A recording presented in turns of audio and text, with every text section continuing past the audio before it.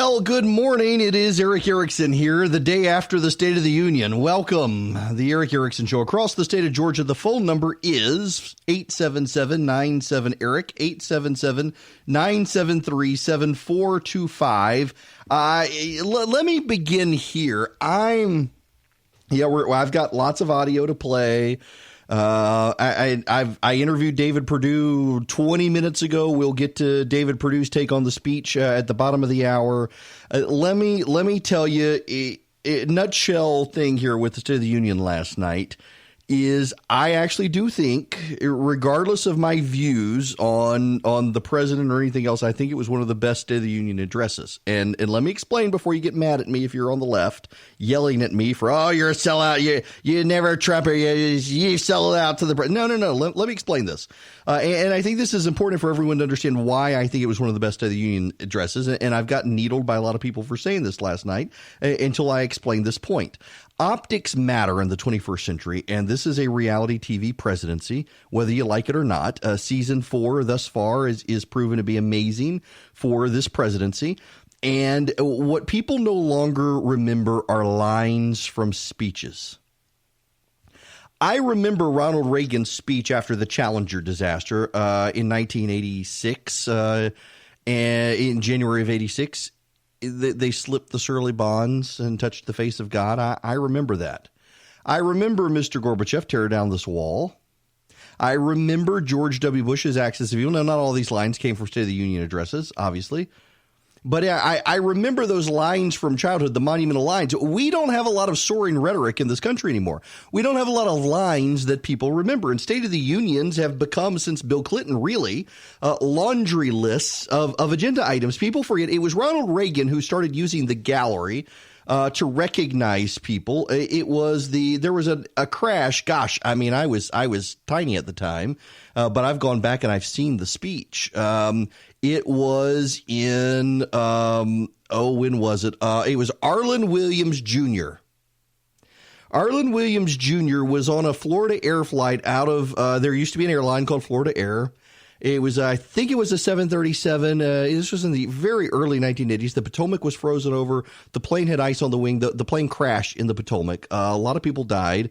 Arlen Williams was one of the survivors, made it to shore, realized there were people trapped in the plane, and continued to go back until his body was not found. He succumbed to hypothermia and drowned, saving people out of the plane. And Ronald Reagan, that plane crash happened right before the State of the Union. And Ronald Reagan used that to honor the people who had died in the flight and to honor men like Arlen Williams. And his family was there, if I recall right, to honor him. And since then, it became a thing where presidents would invite people into the gallery, a couple of people, and they would recognize people. When Bill Clinton became president, states of the Union, they were less and less about soaring rhetoric, and they were more and more about laundry lists of items. Here's what I'm going to do. And part of this came because Ann Richards lost to George W. Bush. This is your history lesson for the morning. I realize it deviates from everything, but bear with me. There's a point here. In 1994, with the Republican Revolution and Newt Gingrich sweeping control, Ann Richards lost to George W. Bush in Texas. And I distinctly remember it was one of Bill Clinton's closest advisors told me. Ann Richards called Bill Clinton and said, "You're going to lose in 96 because you're going to make the mistake I made. The mistake I made is I told everyone in Texas," and this is Ann Richards saying it, I told everyone in Texas what I had done for them, and I did not tell them what I was going to do for them in a second term. And in 95, Bill Clinton began this laundry list State of the Union. Gone was the soaring rhetoric, and it was, here's everything I'm going to do. Here's the punch list of agenda items. And it was a way to contrast the Republicans, the do-nothing Republicans who had run on a contract with America and then it didn't do a lot of things. They met the veto pin. And they ultimately were able to balance a budget together. But when Bill Clinton started doing the laundry list of items, he started inviting people into the gallery who were benefiting from similar policies and how many more Americans could benefit. And this became a thing. And then George W. Bush did it, and then Barack Obama did it. But it's still, everything was grounded in the speech. It wasn't grounded in the spectacle. And no one remembers the speeches. As I said yesterday, this is one of my problems with States of the Union addresses is we pour all of the rhetoric and the deep thought and the punditry into the meaning and where we're going to go and what the impact is going to be and where the president, and by Friday, everybody's moved on. We probably will not be talking about the State of the Union on Friday. Something else will have happened. Impeachment happens tomorrow or today. The impeachment acquittal happens today, and that'll be a bigger story by Friday. No one, and this is why I think this is one of the best presidential State of the Unions ever, because no one remembers the lines anymore. The rhetoric sucks these days. Presidents could elevate our collective sense, but in an election year, he's running for re-election. And he's trying to not just woo the base, but bring in some other people. And so he's got a grab bag of here's what I've done for you and here's what I'm going to do for you stuff. People don't remember the lines, but they remember the moments. They remember the visuals. They remember the family reunion of the soldier coming home. By the way, did you know that they locked the guy out? He couldn't get in. That was the delay. There was a delay after the president announced he was coming back in. And it was the sergeant at arms of the House of Representatives refused to unlock the door, said it was a security issue. And the White House had to tell the sergeant at arms, either you're going to unlock the door or the first lady of the United States is going to go open the door. And the sergeant at arms, this is the New York Times report. It has been confirmed by the White House and by House sources. The sergeant at arms said lock the door. They weren't going to let the guy in as a security measure. It is a standing rule of the House. And Melania Trump threatened to open the door if they didn't let the man in. So they let him in. So you had that moment. You had the Tuskegee Airman that the president gave a promotion to. He's 100 years old, there with his great-grandson. You had the family whose daughter had been killed by ISIS there, and you had the sentimental moment of the chairman of the Joint Chiefs of Staff waving to them, tear in his eye. You certainly had the moments of the president refusing to shake Nancy Pelosi's hand and Nancy Pelosi tearing up the speech. Those were the bookends to the night, moments of incivility, but in between, You had these stirring moments. For conservatives, you had the Rush Limbaugh moment, which I'll get to. Of course, the left hated that moment. They're still in meltdown today over that. But you had these visual moments for a reality TV nation that no longer memorizes lines of speeches, that no longer memorizes text, but memorizes memories. It preserves those memories on Instagram and Twitter and Snapchat and the like. As much as you can preserve stuff on Snapchat.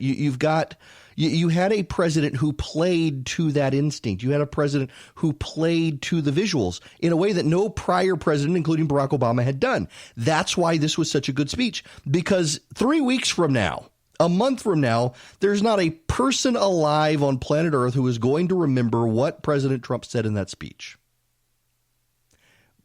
But they're going to remember those two kids reuniting with their dad.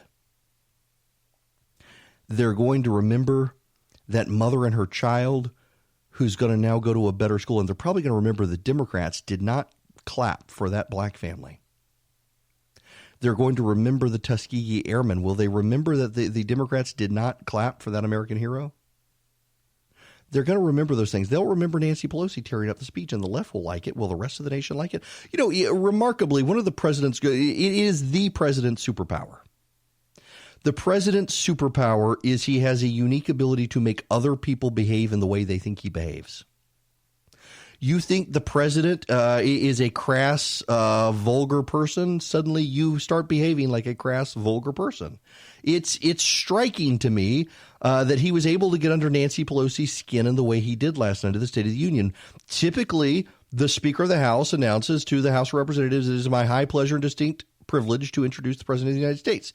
She did not do that last night. The President did not shake her hand. At the end of the speech, she very notably rips the speech up. These little moments do matter over time, but it's the memories that matter. It's the storytelling woven into the memory that helps connect them. And the president is very good at that because he's a reality TV guy. So you can hate him and you can hate the speech. And there were parts of the speech that I'm horrified by. And we'll get to that as well. But don't deny this is one of the best State of the Union addresses because everyone's going to remember those moments in ways they rarely remember States of Union speeches. Let me just get this out of the way. The most horrific moment of the speech,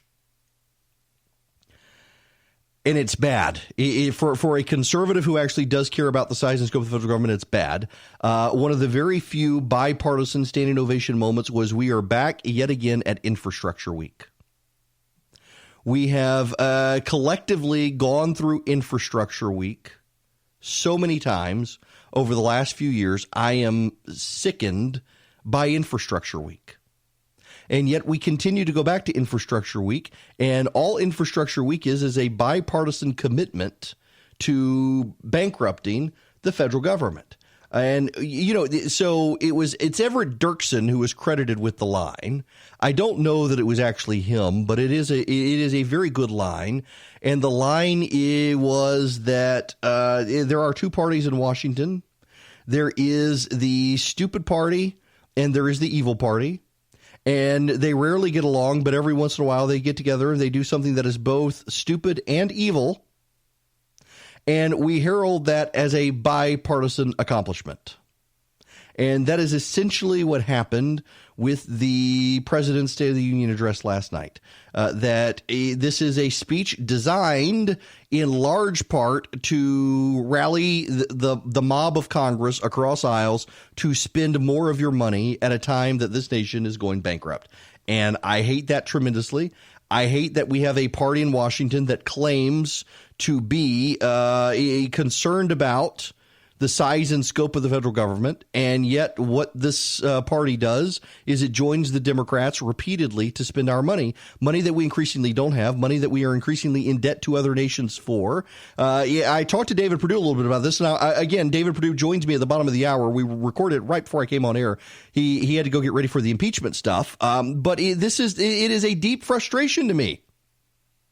And it should be a deep frustration to everyone. I think that we have such bipartisan willingness to spend our money and no bipartisan willingness to actually cut taxes cut spending, reform the tax code, grow the economy more than we're growing the economy through deregulation beyond what the president's already done, and deal with entitlement reform. I mean, 60% of our budget is on autopilot with Social Security, Medicare, Medicaid, and the like.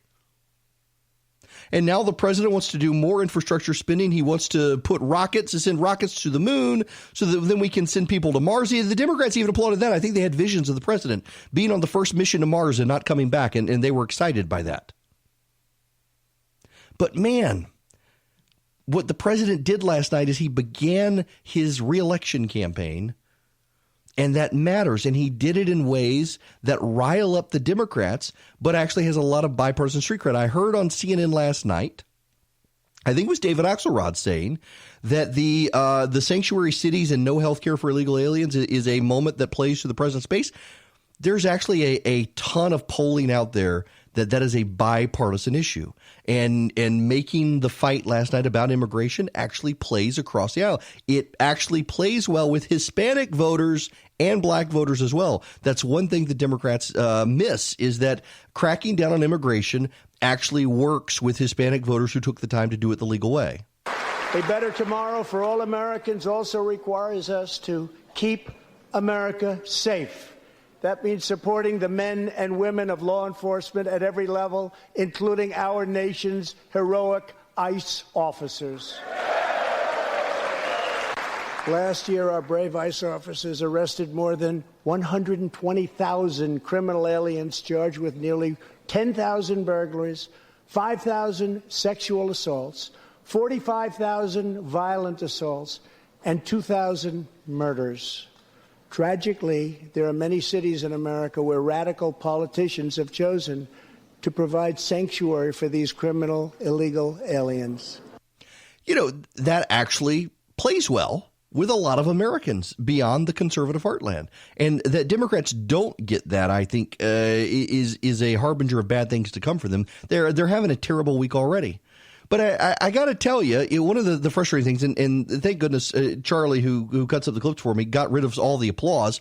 That's the most frustrating thing about these States of the Union. It's not that we spend so much time and then everybody forgets them 2 days later. It's not all that. The thing that aggravates me the most about a State of the Union, if I were president of the United States, I would go in and would begin my speech saying, ladies and gentlemen, don't applaud me.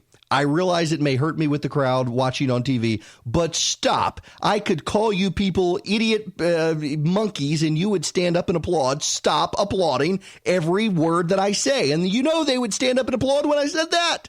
I mean, give it a rest, people. The president last night could have said 2 atoms of hydrogen and 1 atom of oxygen produce a molecule of water. And they were, yeah! The sky is blue. Yeah! I mean, come on, people. Let the man do a speech. That is the thing that aggravates me the most, and always has, going all the way back to when George H.W. Bush was president. I was really paying attention to the States of the Union, and then it was more bipartisan, and they didn't do it as much. And now it's like every other sentence, the party that the president belongs to stands up and cheers. I got to go to the bathroom. Yeah! It's stupid. It aggravates me. But it was an amazing way to kick off his reelection, including targeting black voters, which we need to get into when we come back. It is Eric Erickson here across the state of Georgia. The phone number, if you want to give your reaction to the State of the Union, feel free, 877-97-ERIC, 877-973-7425 is the phone number. The president, let me play a little more of the president last night, and we need to get into the impact of the president trying to woo the black community. Van Jones on CNN last night raising the alarm for Democrats, but a little more of the president first. And just weeks ago, for the first time since President Truman established the Air Force, more than 70 years earlier, we created a brand new branch of the United States Armed Forces. It's called the Space Force. In the gallery tonight, we have a young gentleman, and what he wants so badly, 13 years old, Ian Lawnfay. He's an 8th grader from Arizona. Ian, please stand up. Ian has always dreamed of going to space. He was the first in his class and among the youngest at an aviation academy. He aspires to go to the Air Force Academy, and then he has his eye on the Space Force. As Ian says, most people look up at space. I want to look down on the world. But sitting behind Ian tonight is his greatest hero of them all. Charles McGee was born in Cleveland, Ohio, 1 century ago.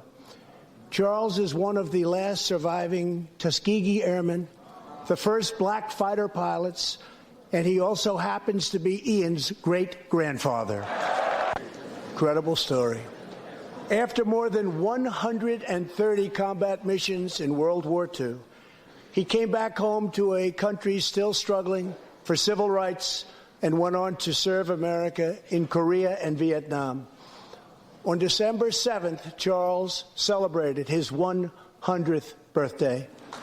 A few weeks ago, I signed a bill promoting Charles McGee to Brigadier General, and earlier today, I pinned the stars on his shoulders in the Oval Office. General McGee, our nation salutes you. Thank you, sir. You know, that was a powerful moment for multiple reasons, one of which is he's the last surviving member of the Tuskegee Airmen. For those of you who don't know, the Tuskegee Airmen was an Air Corps of young black men out of Tuskegee who in World War II would fly P-51 Mustangs to protect the bombers as they were on their runs into Germany. And there's a movie called Red Tails about them, and the reason they call them the Red Tails is they painted the tails of their planes red, so the Nazis would know they were dealing with the Tuskegee Airmen. And they had huge successes in the air over Germany and Italy and France. And he's the last surviving one. Congress agreed to his promotion to Brigadier General. And the president did the ceremony the other day at the White House. They held him there for the State of the Union last night to salute him, to honor him, and the Democrats wouldn't stand for that. Some of them did, but most of them did not. And that was notable. And there was the young lady who, from a black family in Philadelphia, single mom, going to improve her education with an opportunity scholarship, and they didn't clap for that.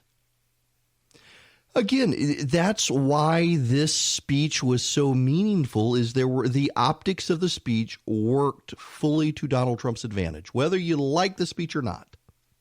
And there are parts of it I didn't care for. But it worked to his advantage, and it worked remarkably well to his advantage. When we come back, Senator David Perdue is going to join me for his take. Talk to him about impeachment a little bit and his own reelection. And then I want to get into some of the more nuts and bolts of the State of the Union, the media reaction to it. The Chris Matthews audio before the speech and after the speech is absolutely hysterical. It is worth sticking around just to hear Chris Matthews go from one extreme to the other. The Democrats know they've had a bad week so far, and so there's no signs of improving for them. It is Eric Erickson here across the state of Georgia. If you want to call in, share your thoughts on the State of the Union, the phone number is 877-97-ERIC, 877-973-7425. Before the show began today, I actually sat down with Senator David Perdue. He was in Washington, D.C., making the rounds, of course. He will be on the ballot when will David Perdue be on the ballot? David Perdue will be on the ballot in November. He will be running against an as of yet unnamed Democrat. And, well, I wanted to let you guys in on the conversation we had just a little while ago. Yeah, okay, give me 1 second. 1, 2, 3. Yeah. That was very unprofessional. I should have cut that out, shouldn't I have? I thought I did. We actually, just so I'll give you the background since you heard that. I had to do this by my cell phone, believe it or not, and then master trimming the audio myself this morning because he had to call in early, and, well, I needed to make it happen, so I did. That's why you hear me counting down as we record the conversation. Thankfully, you didn't hear the prior conversation where I was lamenting having to be a single parent this morning with my wife out of town. Now, here's the conversation. Joining me from Washington, D.C., Senator David Perdue. Senator, before we get into the speech last night, I got to ask you about this week. I can't recall the Democrats having a week as bad as they've had with Iowa Monday, today the impeachment vote, and yesterday a State of the Union where the president, I've never actually seen someone get under Nancy Pelosi's skin as well as the president did last night when she ripped up the speech. Things just aren't going well, and the president is at an all-time high in job approval. Well, the American people have a stark contrast, not only between the Obama administration, where we had 8 years of the lowest economic output in U.S. history, but you have right now the Democrats not able to pull off a reasonable investigation in the House. They had a totally illegitimate process. Then they screwed up the Iowa. Still don't even know if they've got that fixed yet. They don't seem to be. And then what we saw last night, the petulance on the floor by the Democrats in the House of Representatives. What Nancy Pelosi, what people focus on is Nancy, but I focused on the members there. They wouldn't even stand up, Eric, for a Tuskegee Airman, right, general, an American hero, a little girl who was now given a scholarship. My goodness. I mean, if you can't stand up for that, that's America. It shows that they're really not concerned about the good of the country. They just want power. It was striking to me that the president is giving an opportunity scholarship to a black child in Pennsylvania whose Democratic governor shut down a scholarship program that she could have taken advantage of. And the Democrat response was to sit on their hands. Here's the federal government helping someone in the minority community, and the Democrats seem to be offended by it. The stunning contrast and the president's willingness. We hear Republican politicians all the time say we're going to go out and get the African-American vote. And here comes this president from a Super Bowl ad Sunday night to this, clearly intending to keep this promise to go after the African-American community. Well, he set that out when he ran the first time. So did I. And look, between HBCUs he talked about last night, opportunity zones, school choice, this president, unemployment, this president has done more for the African-American community than anybody since Lincoln. And I can say that and back it up with facts. What happens in that community, though, is they're being pandered to by the Democrats because they've always been blessed by the African-American community voting monolithically Democratic. And so I think the cracks are beginning to show up because the results speak for themselves, Eric. They do. And from jobs to, it really is amazing how much the Hispanic community, the black community, every racial and economic group in this country has benefited from the president's economy. Democrats obviously don't want to give him credit. And last night, what we heard is he wants to continue this economic growth in the country and use that, I guess, as his benchmark for reelection. Well, he should. By growing the economy, we not only put people back to work, we created 7.5 million new jobs, have the the highest middle class income. The lowest quartile of our earners have actually had the biggest increases. We have the lowest unemployment in 50 years, the lowest African American, Asian, Hispanic unemployment ever measured. I can do this all day, Hugh. I mean, the results are surprising. If you look at what he did in the first 10 minutes of his speech and just listen to the results, what he was doing in his mind is going back to all the promises. And he said this, I'm going back to all the promises he made during the campaign, the early days of his administration, and he's checking the boxes. I've been in meetings where he actually does that, and he really raises hell if they haven't gotten a lot of results yet. We're focused now on immigration, trade, obviously, and infrastructure, and then dealing with pharmaceutical costs and surprise billing. This is the president. The other thing he said last night, which I think is huge, Eric, for Georgia, is vocational training. Now, we've been doing that for years in Georgia, but by having a president focused on that right now, that is huge. That bodes very strongly for our future. You mentioned infrastructure. It was one of the few moments of bipartisan applause, standing ovation. I got to tell you, I'm concerned about our track record lately of $1 trillion deficits and $23 trillion in debt, and neither party seems interested in actually dealing with that issue, which I think is going to become more and more of an important one. Eric, you're exactly right. Thank you for bringing that up. I mean, you know that's what pulled me in here was the debt. By growing the economy, we've lowered the debt curve by about $2 trillion a year, and yet this year we'll still have a $1 trillion shortfall. You know, what I've looked at is there's several things that we've got to do, and the biggest thing is we've got to get after our mandatory expenditures, which are Social Security, Medicare, Medicaid, pension and benefits for federal employees, and the interest on debt. You heard the president last night talk about protecting Social Security and Medicare and Medicaid. He's exactly right. The problem with our debt is this. The budget only covers about 30% of our total spending as a country, and that's what we call discretionary. We spend less on discretionary spending in the federal government today as a percentage of the economy than we did in 2011. We've all been working on that up here. Since I got here, we've been focused on that. So we've got that going in the right direction. But the mandatory expenses are not part of the budget process, and that's one of the issues. We've got to save Social Security and Medicare, Eric. You've talked about it on your show. Those trust funds go to zero in a very short period of time, and the president now is bringing this out publicly, and I am so delighted that he called that out last night. Well, that's good to hear. Now, what do you expect moving forward? The odds are typically we get to Friday and everyone has forgotten the speech. We'll remember the great optics of the Rush Limbaugh Presidential Medal of Freedom, the reunion of the family, but it seems like we give these speeches now, we make a big do out of them over a couple of days, and then everybody forgets them by next week. Well, I'll tell you what they won't forget. I tend to agree with you. The way the news cycle works in Washington, I mean, my goodness, there's a shiny object every day. But what people back in mainstream America realize is what's going on with the results. They now know that what this president was talking about actually worked. You know, we believe in limited government, fiscal responsibility, freedom for everybody, and economic opportunity for everybody. And that's what this president is proving. If we can stay focused on that, his second term could be extremely powerful. And look what we're doing with our allies and trade. I would have never believed, Eric, you and I talked about this off the record many years ago, 5-6 years ago, about TPP. I happen to be supportive of TPP because I was worried about China. I would have never believed that in 3 years this president would have gotten South Korea, Japan, Mexico, Canada, and China into really substantive trade deals in 3 years. I wouldn't have believed it.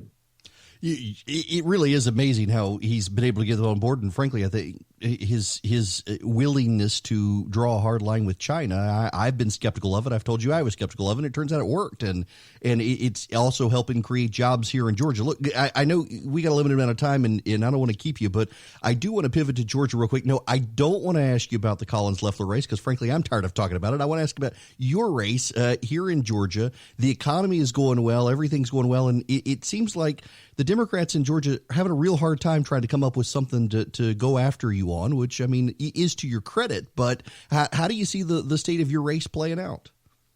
Well, I think what we saw in the governor's race, Eric, is that the Democrats have a new model.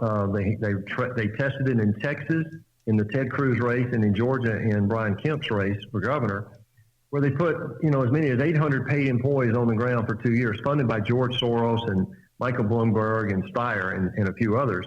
And so they've convinced themselves it's not as important to the candidate, and the issues are not as important as just the physical ability to go harvest their votes. And so that's what they're doing. I think you're going to see a very confused space in Georgia now with this jungle general election in November. It causes a problem for the president and me. But we're focused on the real issue. And the real issue is we don't want to move to a socialist agenda nationally or in the state. And so I'm going to be the guy in the breach there, working for the president, working for my team. We're going to make sure that the road to socialism does not run through the state of Georgia. Works for me. Senator, listen, thanks very much for taking time out. I very much appreciate it. I know you got a busy day ahead of you, and I appreciate you taking the stand you're going to take later today on impeachment. Well, Eric, that's the easiest vote I'll ever have to take in the United States Senate. But I so appreciate what you're doing. Keep getting the truth out there, man. Thank you. Take care. That was Senator David Perdue. Talked to him earlier this morning, right before the show started. He's got a busy day ahead of him, as you heard. The easiest vote he will ever take, being his vote for the president in the impeachment battle. Now, one of the things we talked about as well was the president's outreach to the African-American community. I want to play this audio of the president last night. At his speech, it was notable the Democrats refused to stand up for this. The next step forward in building an inclusive society is making sure that every young American gets a great education and the opportunity to achieve the American dream. Yet for too long, countless American children have been trapped in failing government schools. To rescue these students, 18 states have created school choice in the form of opportunity scholarships. The programs are so popular that tens of thousands of students remain on a waiting list. One of those students is Janiyah Davis, a fourth grader from Philadelphia. Janiyah. She would do anything to give her daughter a better future. But last year, that future was put further out of reach when Pennsylvania's governor vetoed legislation to expand school choice to 50,000 children. Janiyah and Stephanie are in the gallery. Stephanie, thank you so much for being here with your beautiful daughter. Thank you very much. But Janiyah, I have some good news for you, because I am pleased to inform you that your long wait is over. I can proudly announce tonight that an opportunity scholarship has become available. It's going to you, and you will soon be heading to the school of your choice. Now I call on Congress to give 1 million American children the same opportunity Janiyah has just received. Pass the Education Freedom Scholarships and Opportunities Act, because no parent should be forced to send their child to a failing government school. Now, the Democrats did not applaud for that. This is an African-American mother and her child, and she's going to get a better education. The Democrats say they want everyone to have a good education, that they want everyone to have the benefit of a great education, and the president is now doing this, and they didn't want to applaud it. This gets to a point that Van Jones made on CNN that you need to hear what Van Jones is talking about, and Democrats need to take notice. Van Jones understands the black community well. He's a good guy. I know Van Jones. He's actually a very nice guy. Tremendously like Van Jones. We disagree politically about a lot of things, but he's you know why I like Van, honestly, and this is the thing that when I was in the media, when I was in CNN and Fox News, I was amazed that a lot of us wound up all liking the same people, regardless of politics, for one reason. Those who actually, they weren't political hacks, they actually believed something. And I like someone on the left who I may vehemently disagree with ideologically, I may disagree with him politically, but I know that they're coming from an item of principle. They're not doing it because they're bought and paid for. They're doing it because they fundamentally believe it, ideologically believe it. And I can respect that, even if I disagree with them. And that's where I land with Van Jones. We have a lot of fundamental philosophical disagreements. But for him, it comes from a place of principle and values. And while I think he's wrong and he thinks I'm wrong, I very much appreciate where he comes from and his willingness to be honest, to be intellectually honest, to be willing to call out his own side. And so listen to this. I think the last 24 hours have been a big wake-up call for Democrats. That's what I think. The Iowa caucus was a debacle. And this was a very strong speech, and it shows what he thinks he needs to do to win. And I think we have to be very clinical about this. I think you're exactly right. He knows he's got to give a lot of red meat to his base, and he gave it. For religious liberty, abortion, all of it, the military, etc. But he's doing something else, and it has to do with how he's going to manage race in this thing. And there seems to be a trade-off between the Latinos and the African Americans. That's what you see. He went hard on the sanctuary city stuff. Mm-hmm. That is very, very disturbing. It turns out sanctuary cities are actually safer than non-sanctuary cities. The Cato Institute, which is libertarian, has come out and said that immigrants are committing less crime. So for some reason he thinks that doubling down on the anti-immigrant piece is a big part of his thing. At the same time, a warning to Democrats. What he was saying to African Americans can be effective. You may not like it, but he mentioned HBCUs. Our black colleges have been struggling for a long time. A bunch of them have gone under. He threw a lifeline to them in real life, in his budget. He talked about that. He talked about the criminal justice reform. He talked about opportunity zones. This school choice, he talked about a school big choice. issue. Yeah. Listen, wake up. He doesn't have to be effective. Exactly. He has to be effective to move margins in key states. And the thing about it is, and I think that we got to wake up, folks. There's a whole bubble thing that goes on. We say, well, he said S-hole nations, therefore all black people are going to hate him forever. That ain't necessarily so. And I think what you're going to see him do is say, you may not like my rhetoric, but look at my results, look at my record to black people. And if he narrowcasts that, it's going to be effective, which means as we move through this primary process, we've got to pay a lot more attention both to what's going on with the Latino vote. Are we going to get a benefit in terms of having them respond? And with the black vote, is there going to be a split off, especially for black male voters? We got to be clinical about this stuff. We get so emotional about it. That was a warning to us, a warning shot across the bow of Democrats that he's going after enough black folks to cause us problems. It's not just the white suburban voters. He's going after black voters. He's right. And I really don't have anything to add to that, except look at Florida. Look at Florida in 2018. Andrew Gillum, the black mayor of Tallahassee who ran for governor, came very close to winning. Do you know one of the demographics that he lost to Ron DeSantis?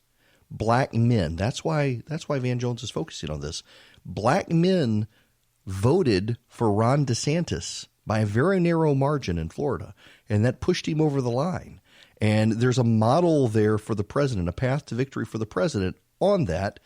And a lot of Democrats don't take it seriously because they've taken the black vote for granted for so long. They're just convinced it'll stay with them. Not necessarily so. We are advancing with unbridled optimism and lifting our citizens of every race, color, religion, and creed very, very high. Since my election, we have created 7 million new jobs, 5 million more than government experts projected during the previous administration. The unemployment rate is the lowest in over half a century. And very incredibly, the average unemployment rate under my administration is lower than any administration in the history of our country.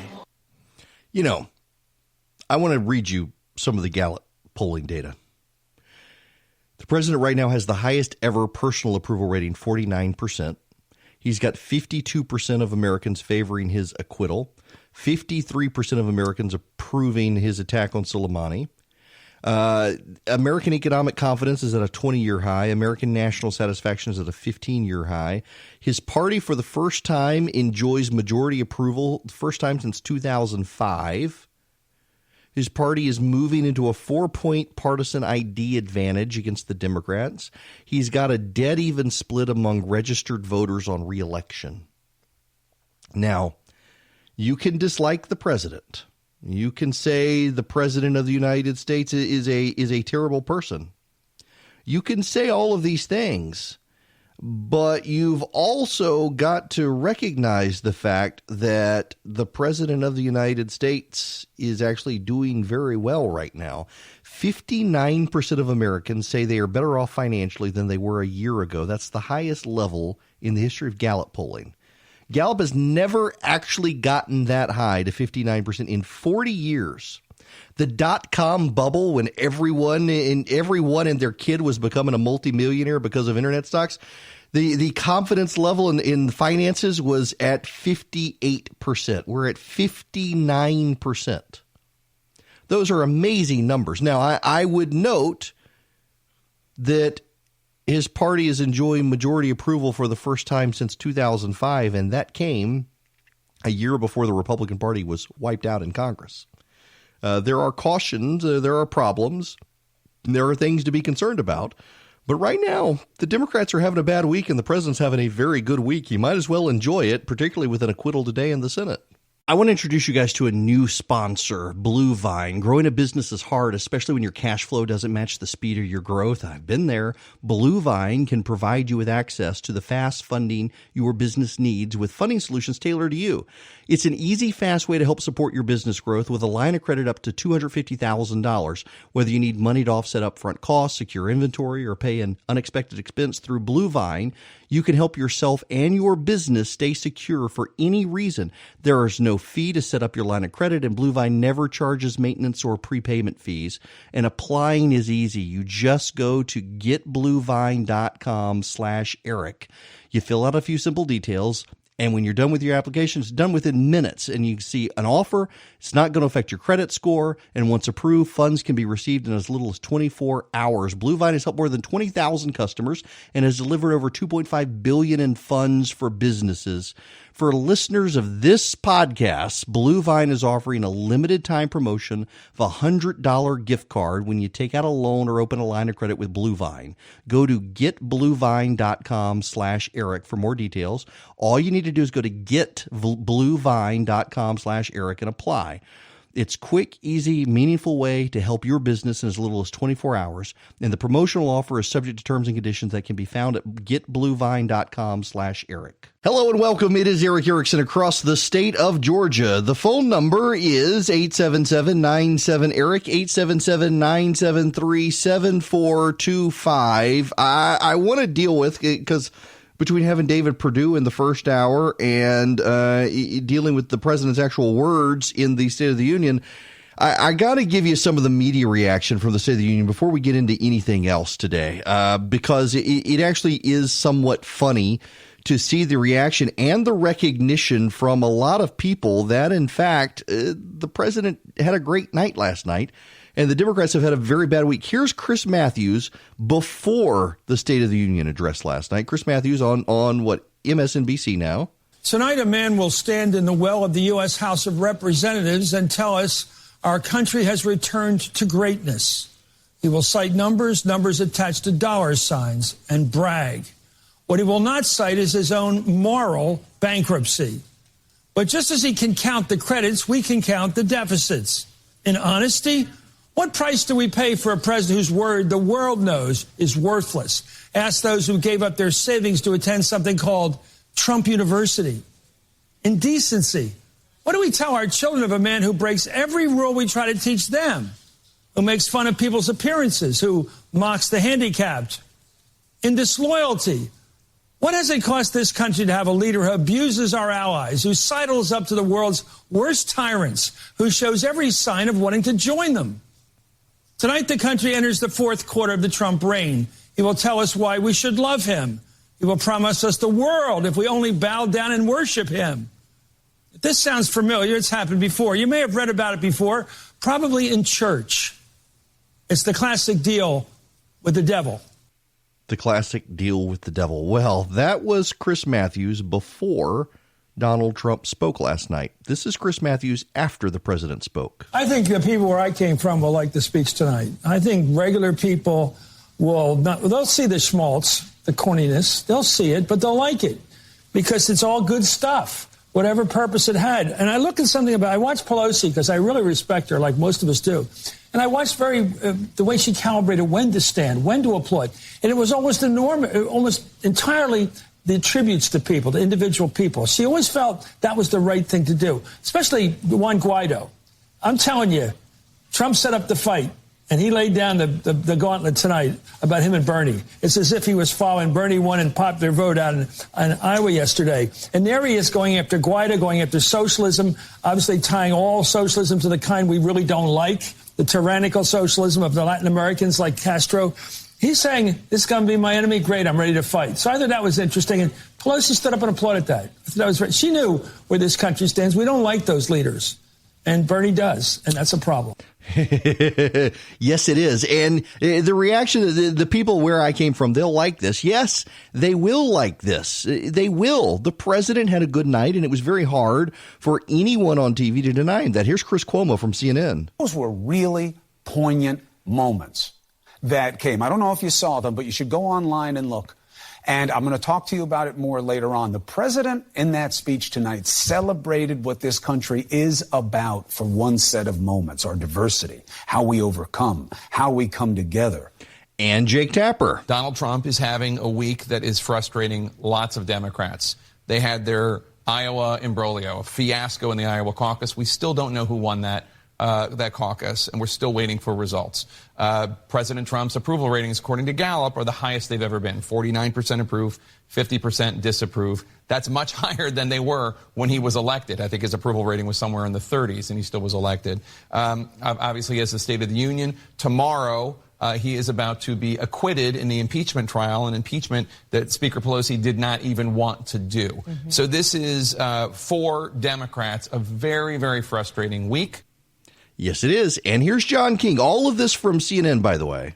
Pre-existing conditions. Mm-hmm. His administration is in court trying to throw Obamacare off the books, and they were unable to get a deal when Republicans controlled everything to fix that. Doesn't mean the president can't say I have a proposal for it, but they're not advancing that right now. But we'll go through the fact checks after the speech. He has a remarkable moment right now. He's at the strongest political place of his presidency, heading into the re-election year. The Democrats, let's assume they figure this out and they get a nominee. We don't know who that is. Matters who it is, which is why the president will talk about socialism tonight. But he's going to play to his base, and the margins is about improving his standard just a little bit in the suburbs, improving his standard just a little bit with African Americans. And you know, that is the relevant point here. I've run political campaigns. Can I just let me spend a few moments here?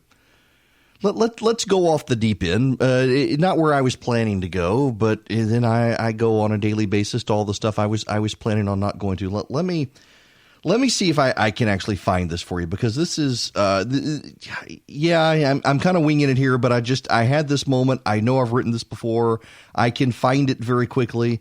There's a relevant point to delve through. Yeah. Here you go. So voters typically break down pretty straightforward. You got a number of voters will always vote Democrat. You got a number of voters who will always vote Republican. And ultimately, when you get down to it, you need about 4% of voters. You've got to have a ground game to get those voters. We've got 350 million people in the country. We've got 218 million are eligible to vote. Only 146 million of them are actually eligible to vote. That's about 45%. Of those who are registered to vote, 126 million of them voted. Yeah, the last number I have is 2012. That's 39% of the total population voted, 86% of registered voters, but only 57% of people who were actually eligible to vote voted in 2012. Barack Obama won in 2012 with 51.1% of the total vote, but that was actually only 45% of registered voters, only 20.5% of the total population, and 30% of the voting age population. Now, follow along with this.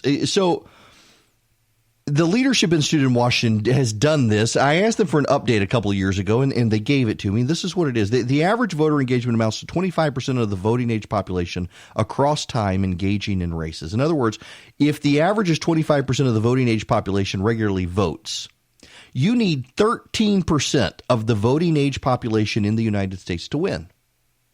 But there are some fundamentals here. Of the 25% of the voting age population that normally votes, 9% will always vote Democrat. 8% will always vote Republican. That leaves you with 8% of voters left up for grabs in the country. Now, 2% of voters are always single-issue voters. They vote on gay rights or abortion or gun control or environment or Second Amendment issues. That leaves you 6% of voters who are up for grabs. So if only 6% of voters are up for grabs, and again, here's why. Let me back this up. So of all the people in this country who can vote, only 25% of the country actually votes. 25% of the total people in this country who can vote actually vote. 9% of that 25% always goes Republican. 8% always votes Democrat. I'm sorry, 9% always goes Democrat. 8% always goes Republican. So you need then 8% left of that 25% of the total population that votes. You got 8% of the voters left up for grabs.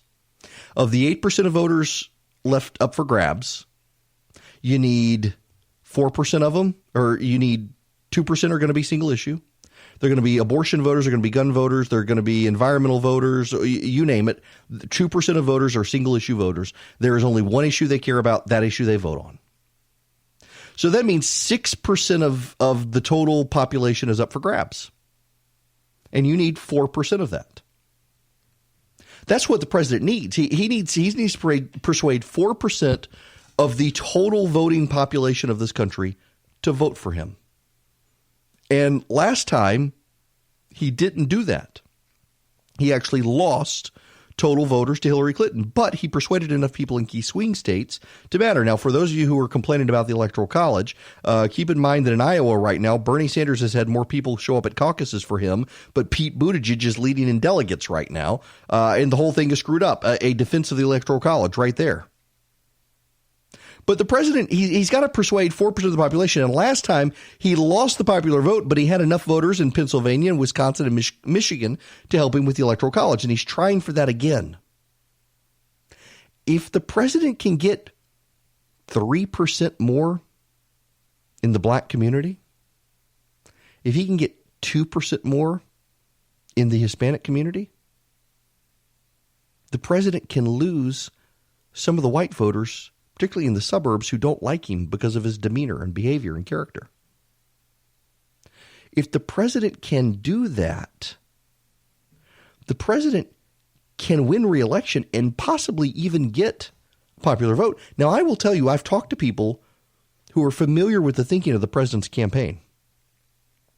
And one of the things that they tell me regularly now is that their campaign is premised on this being the first president to lose the popular vote twice and win the election.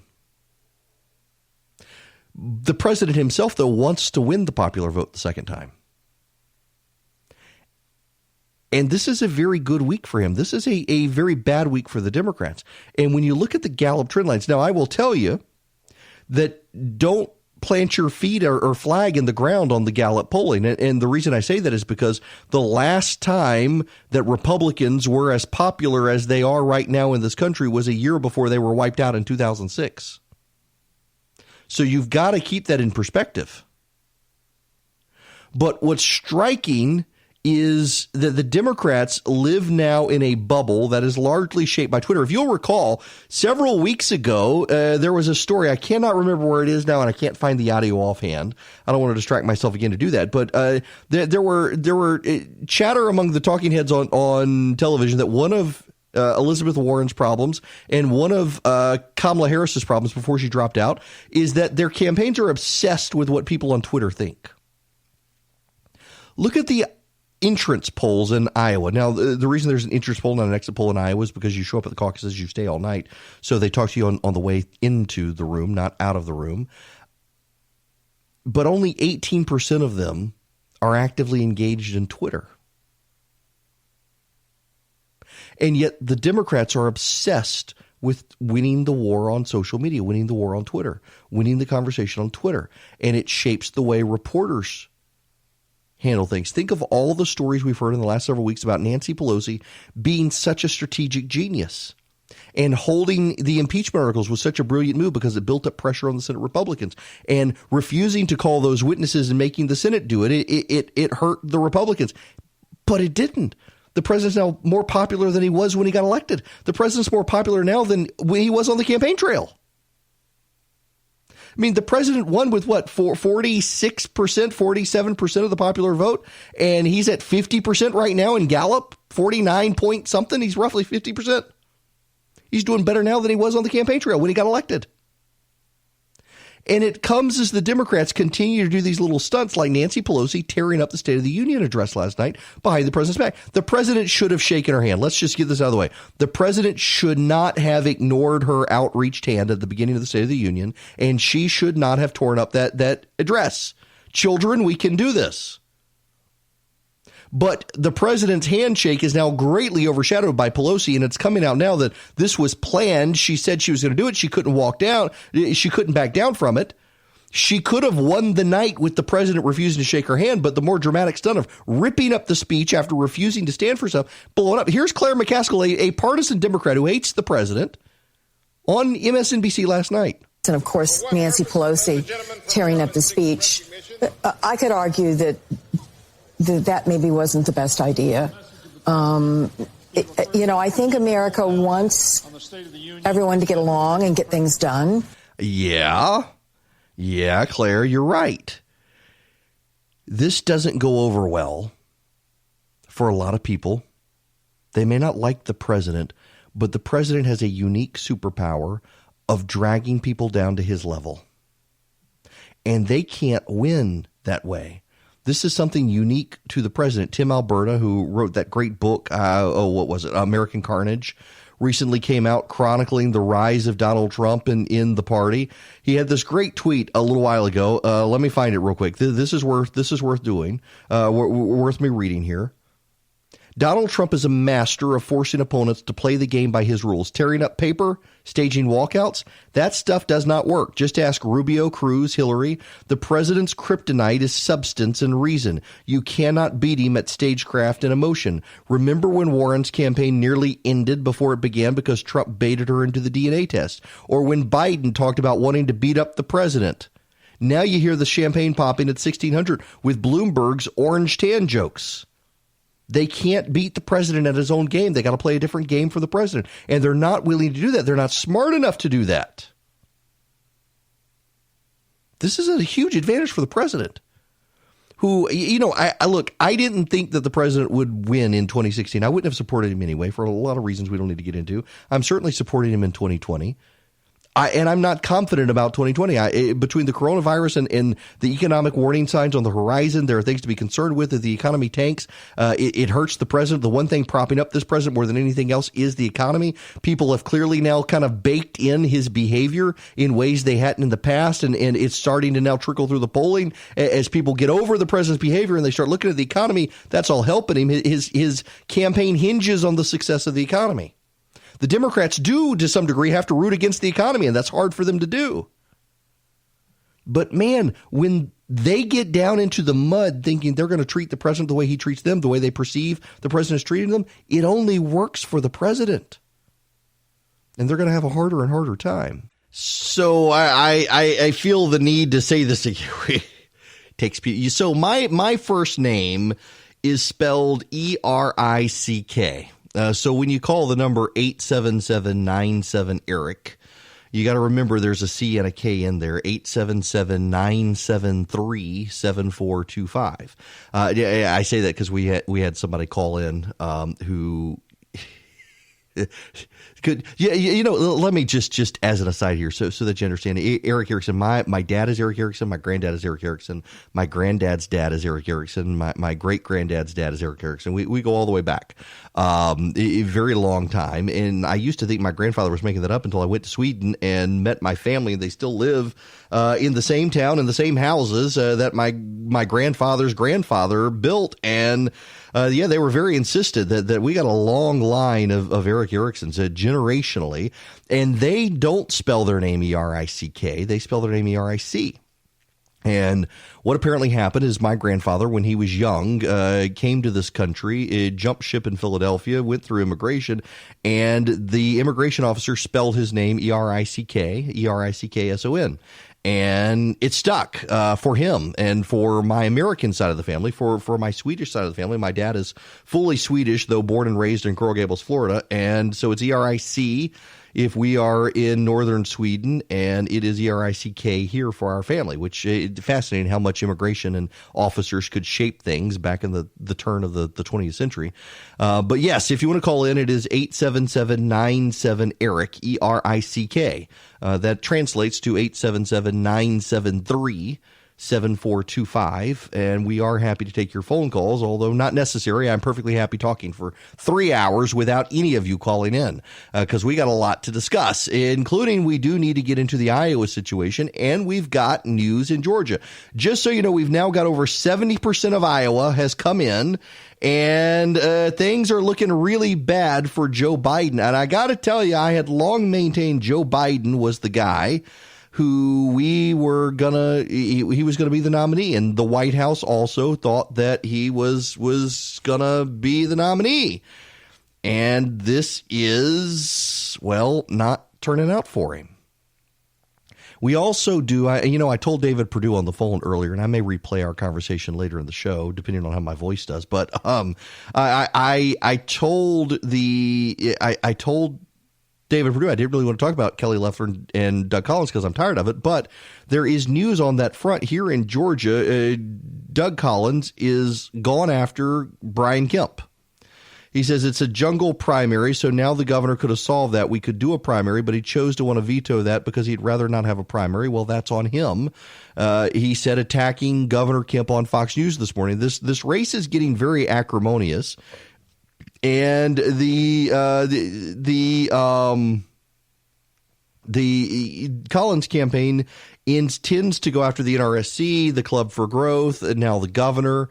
So we need to talk about that. And then there's this candidate up in Rome who's running for Congress. And she wanted to have an event at a restaurant. And one of the people who was at her event was wearing a red MAGA cap, a Make America Great Again cap. And believe it or not, people at the restaurant who worked at the restaurant were upset and felt nervous about this. We should discuss the timidity of some of these people and what happened to this candidate in Rome when we come back. It is Eric Erickson here, the Eric Erickson Show. The phone number, if you want to be a part of the program, 877-97-ERIC, 877-973-7425 is the phone number. And yeah, I'm going to go on and get to Iowa. I've got other stuff I want to talk about, but I really want to get to Iowa right now. You know, Stacey Abrams has come out. A friend of mine texted me one of her tweets and said, I like this parody account. This is from Stacey Abrams. Voters need to trust the election process regardless of who is operating the system. Mistakes were made in Iowa and voters' confidence has been shaken, but people should not lose faith in our democracy. We must keep voting while we demand accountability and improvement. Fascinating. You know, Brian Kemp was on Atlanta radio yesterday and said he heard that Stacey Abrams was winning the Iowa caucus. A little bit of a dig there. Yeah, this is this is a gift that keeps on giving for the president of the United States. Here is some CNN audio about what's going on in Iowa. Wolf, it's an extremely important point. And as Malika and Jana were saying there, the IDP did come out last night saying very clearly that there was no hacking, there was no malicious activity surrounding this app. They were trying to quieten the concerns as the questions were growing about where these results were. We are now hearing from the Department of Homeland Security saying something similar. The acting Secretary of Homeland Security, Chad Wolf, he was on Fox News earlier today saying that there was no hacking that was evident so far, no malicious intent.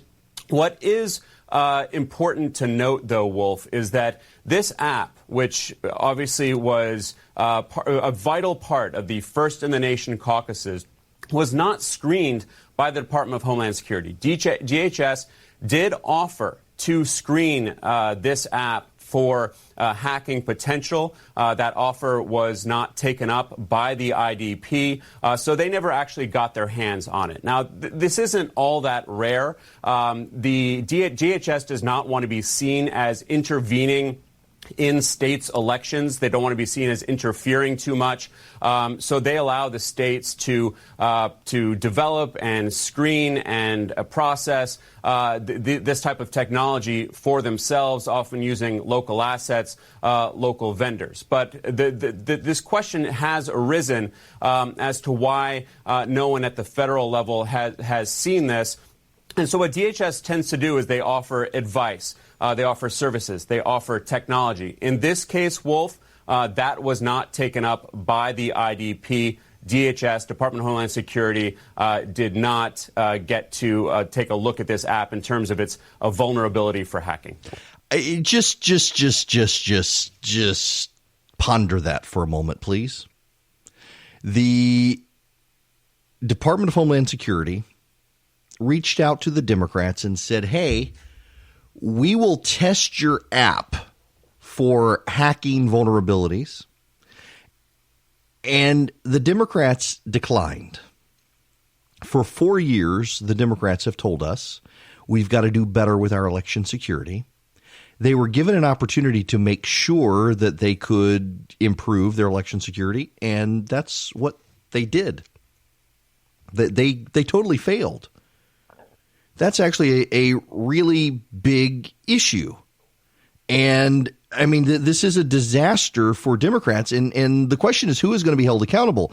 There are a lot of Democrats who want Tom Perez, he's the chairman of the Democratic Party, held accountable for what's going on in Iowa right now. It was a bad look for him, particularly because he was so braggadocious about how they're going to bring technology into it and solve all the problems. Well, here's some of the media commentary on him. In less than 100 days, as you know, until the most transparent, successful, accessible caucus in the history of the great state of Iowa. Problems with the reporting process in last night's caucuses means there are no official results from Iowa to report. Nothing. You've seen some dumpster fires in your lifetime. Where does this rank? This is pretty high. We're talking about a lot of embarrassing things that happened last night. What we have this morning so far is chaos. I mean, it's chaos.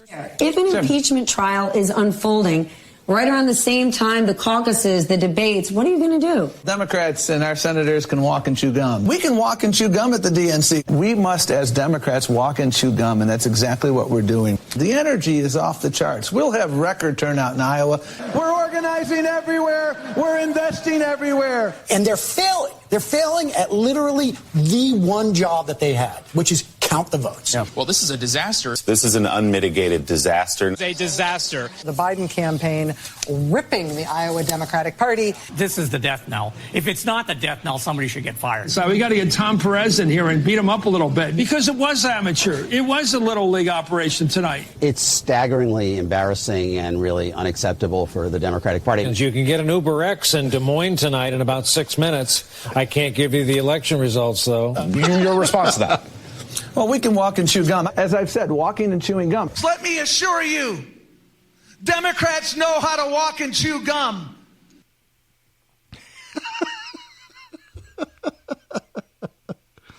I'm trying not to laugh hard because I'm going to have a coughing fit if I do. I've been coughing so bad during commercial breaks. But y'all, this has been a complete disaster for the Democrats. They still don't have all the results. What we do know is it looks like Bernie Sanders is right that his campaign will actually win.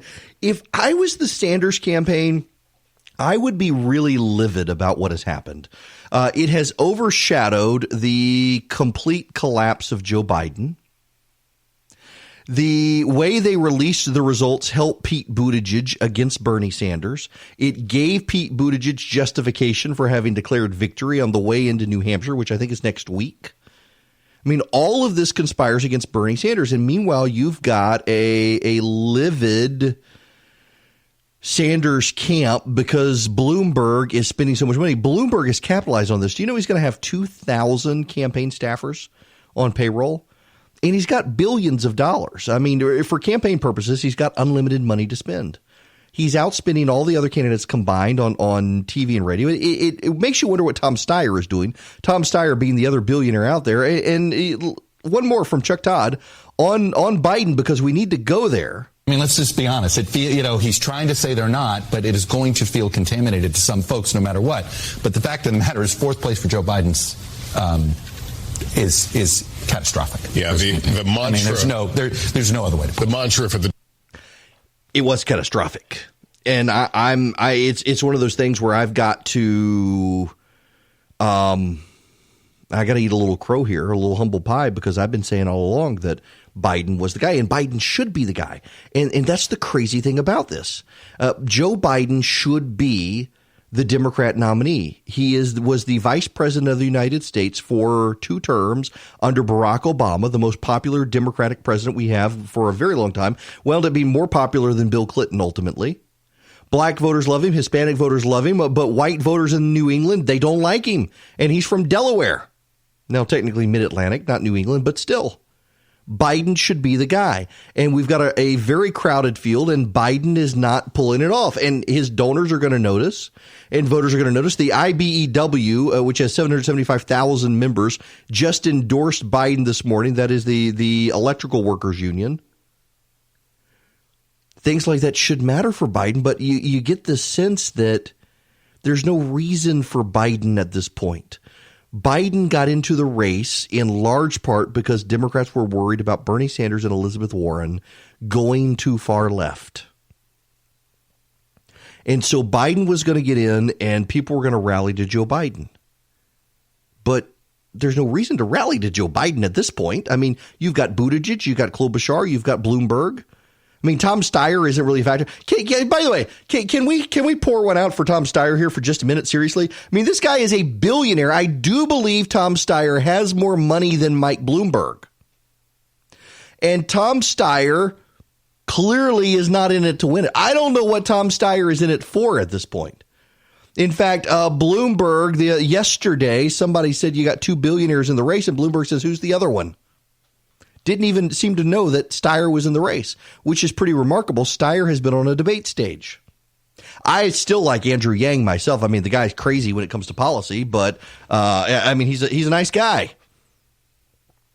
And it's crazy to me that these people they're rejecting the 2-term vice president of the United States, and many of the Democrats are going with a 78-year-old communist.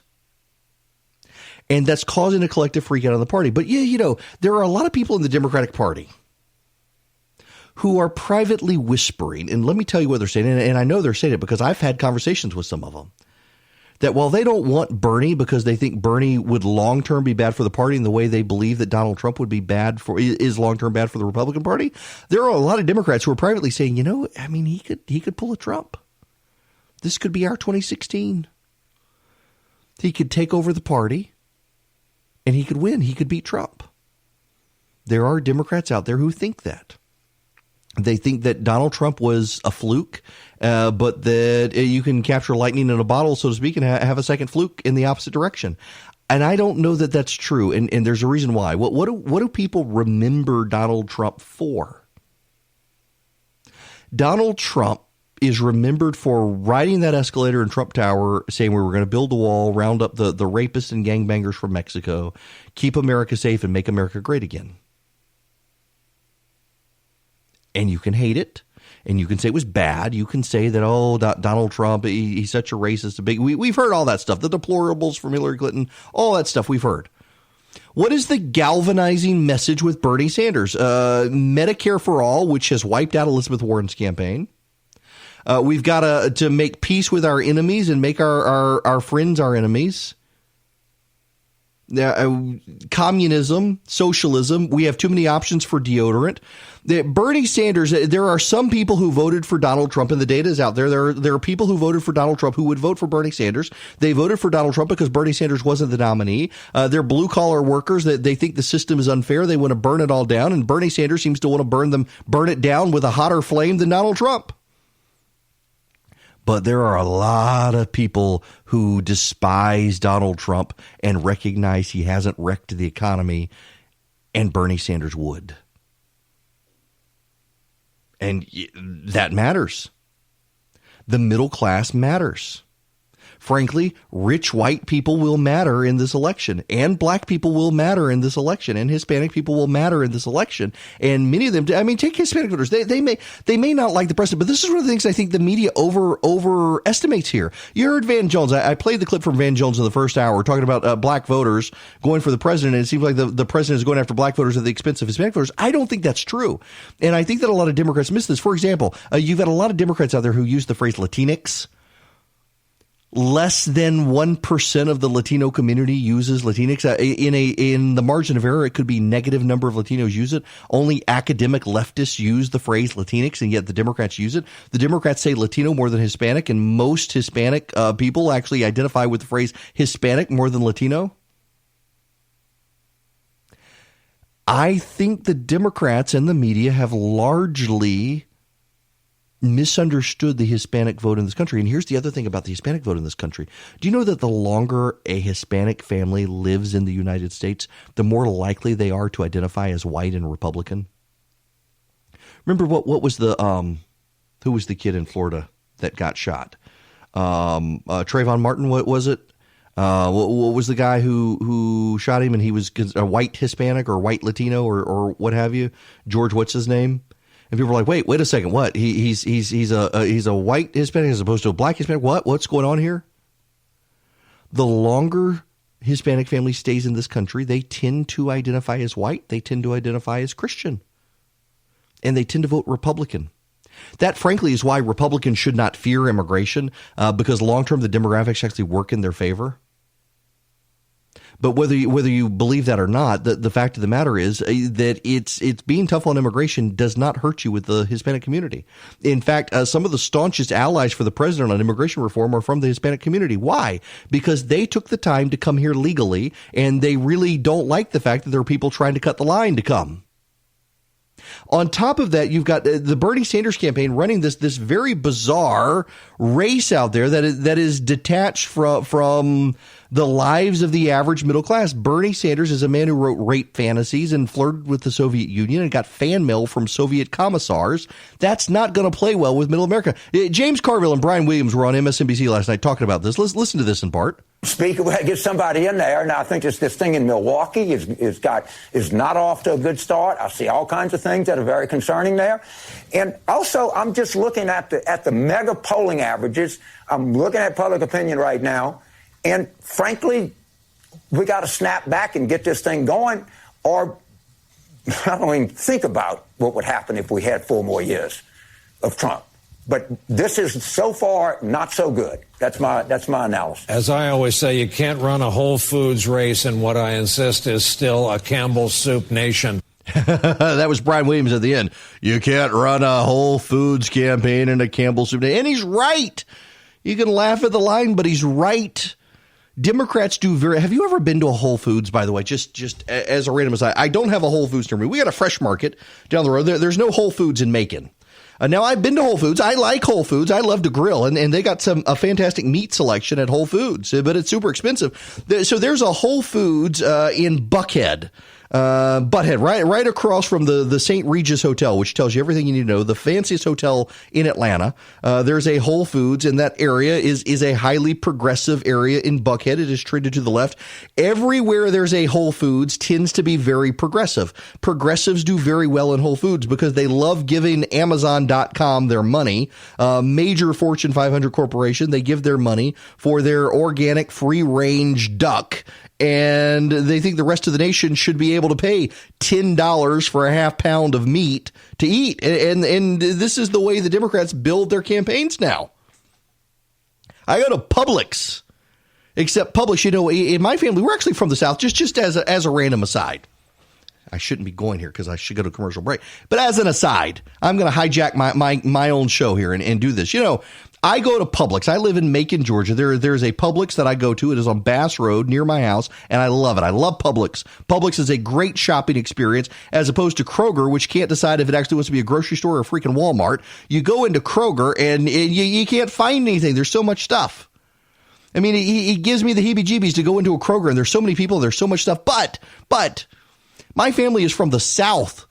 I got to go to Kroger to get the big tub of Crisco because we make biscuits and we fry chicken in our house. And in Publix, you got the little bitty white people Criscos as opposed to the Southerner pride giant tubs of Crisco where you can actually fry people. Not fry people. You can fry chickens and you can use the Crisco to make biscuits. And sometimes you got to go to Kroger to get that stuff. You want a pig jowl, you got to go to Kroger.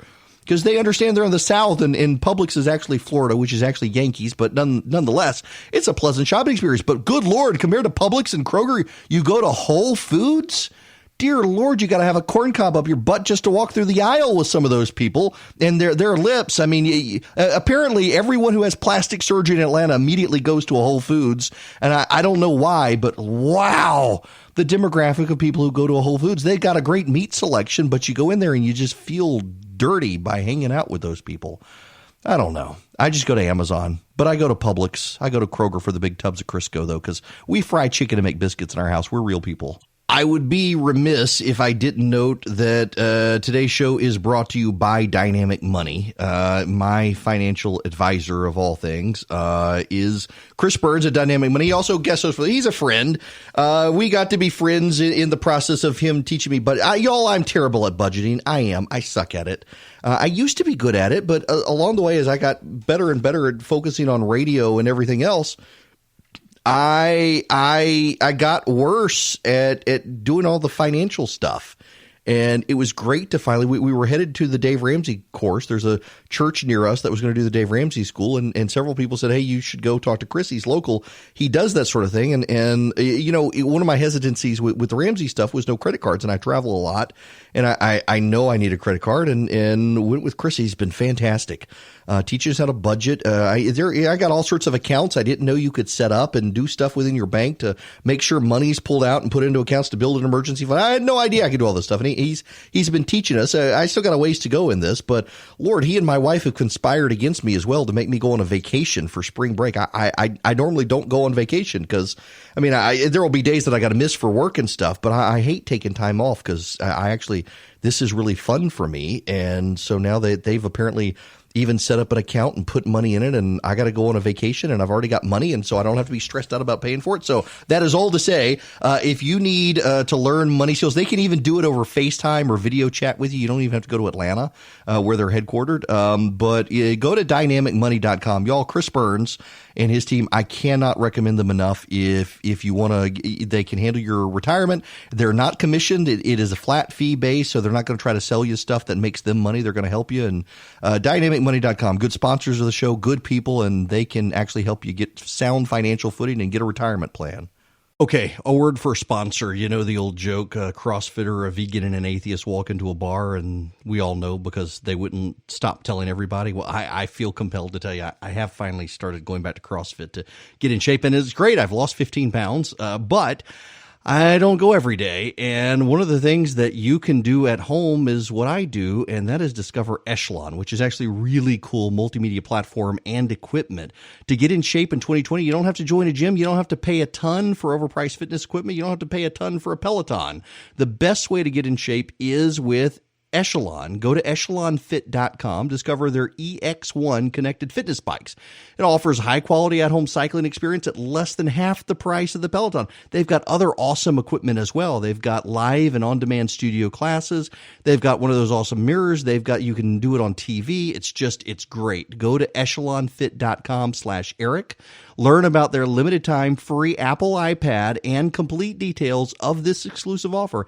Echelon, it's your time. And again, don't pay a ton for a Peloton. Go to Echelon. That's ECHELON fit.com/Eric. Echelonfit.com/Eric. On the days when I'm not in the gym, I'm with Echelon, and it works. I'm here. I'm just trying not to hack up my lung. My goodness gracious. One day this congestion will go away. Thank you for all of these suggestions. My mom says I need Dayquil, and also that I got the whole story about the Eric spelling wrong or some such, but I'm just going what my cousin Urban told me. So in any event, we got to move on to other stuff, don't we? Because there's a lot of other stuff to move on to.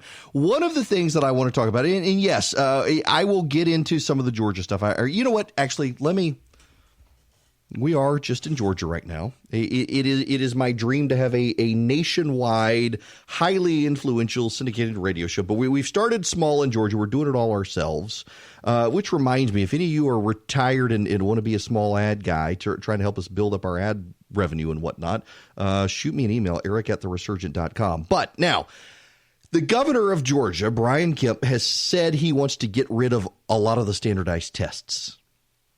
And this is actually something I feel really strongly about and agree with him completely on.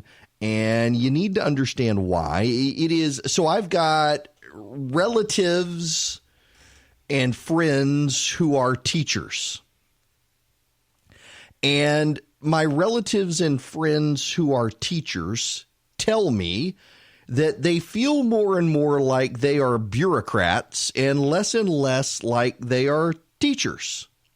They spend a great deal of time focusing on teaching tests and paperwork and spend hardly any time anymore on actually teaching kids things they can use.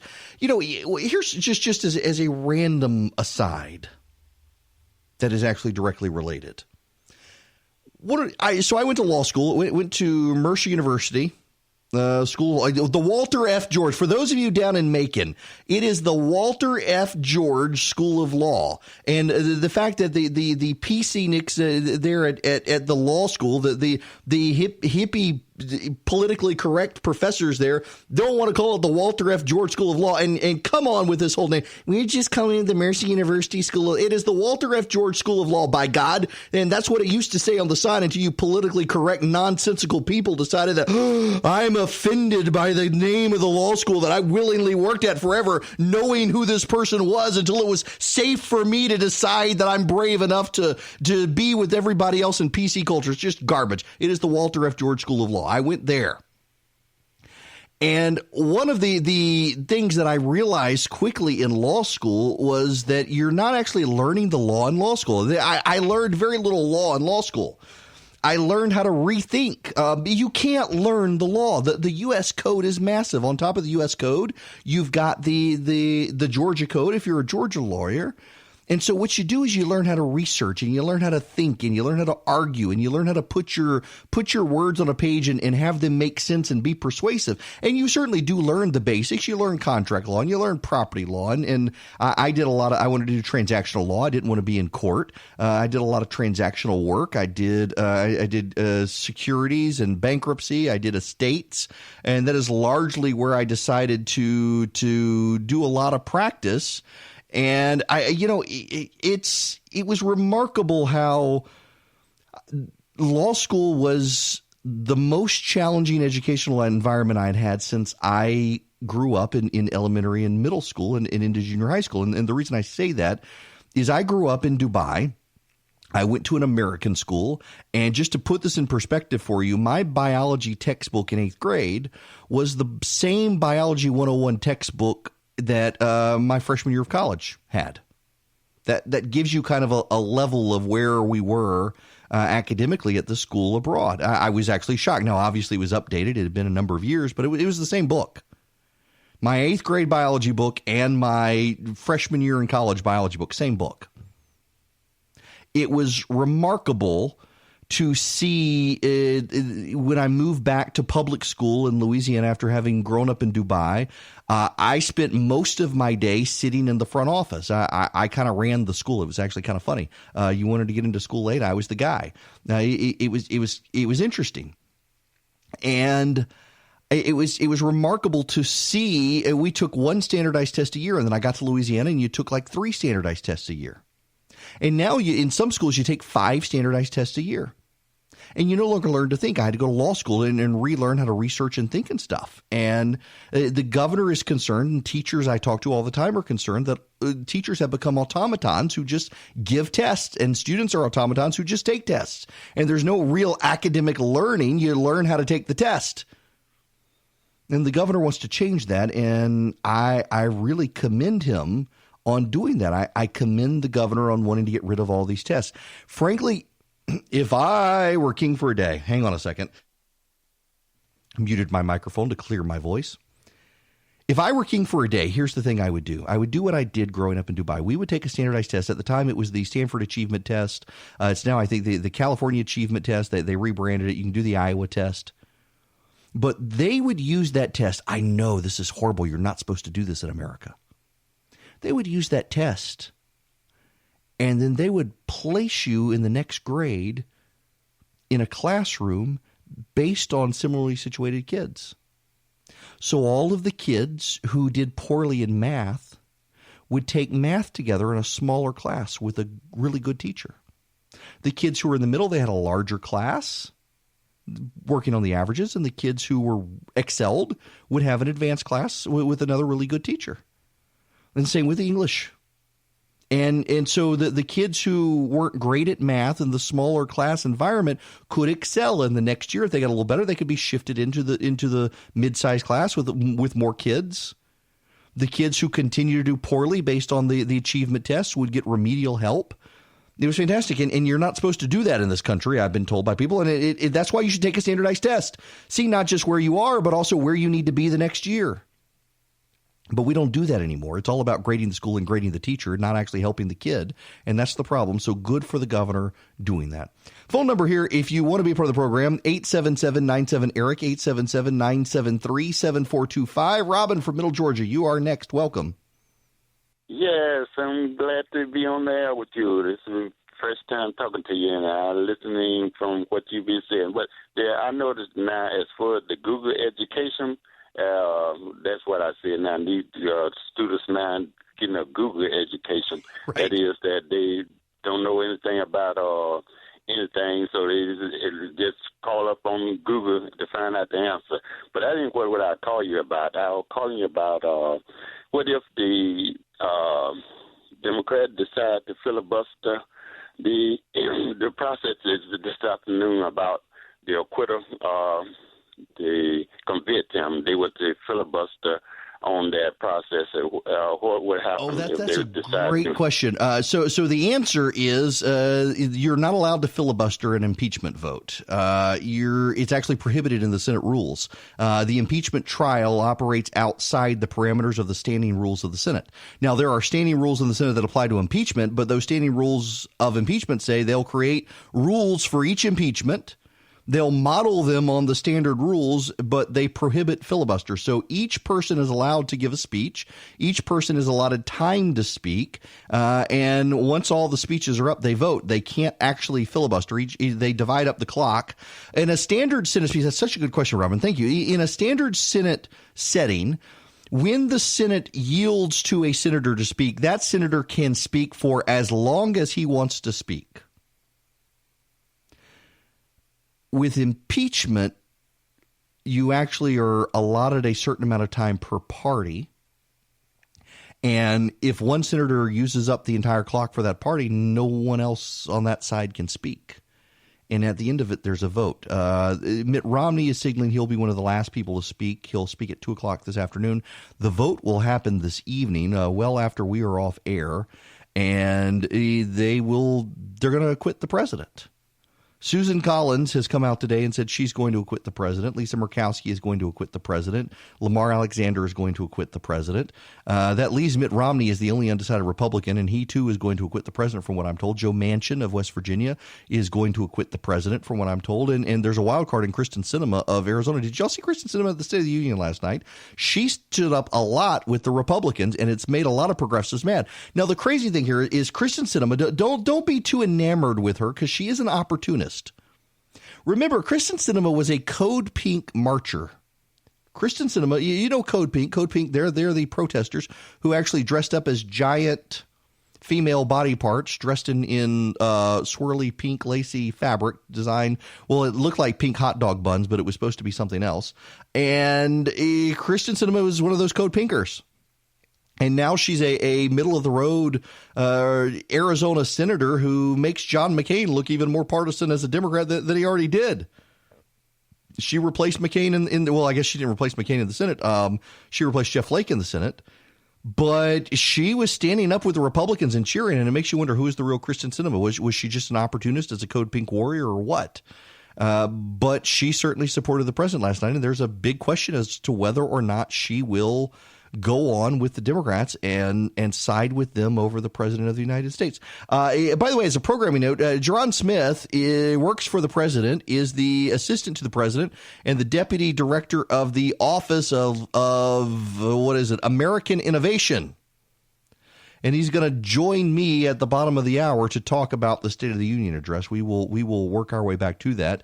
The phone number here, if you want to be a part of the program, 877-973-7425.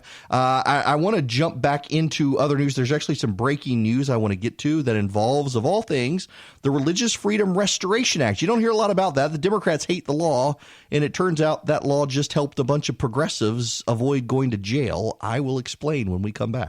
You know, I got to send out a recipe, and I haven't decided which one, but if you want on the recipe list, text the word recipe to 33777.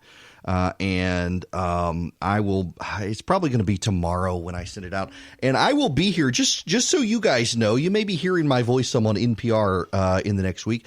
On Friday, if you happen to be in the Birmingham area, and I know, interestingly enough, I know we have listeners, and I don't know how they're listening because we're not on in Birmingham right now, but I will be in Birmingham. I got to leave from Macon after I do the show and drive to to do an event for National Public Radio. I am doing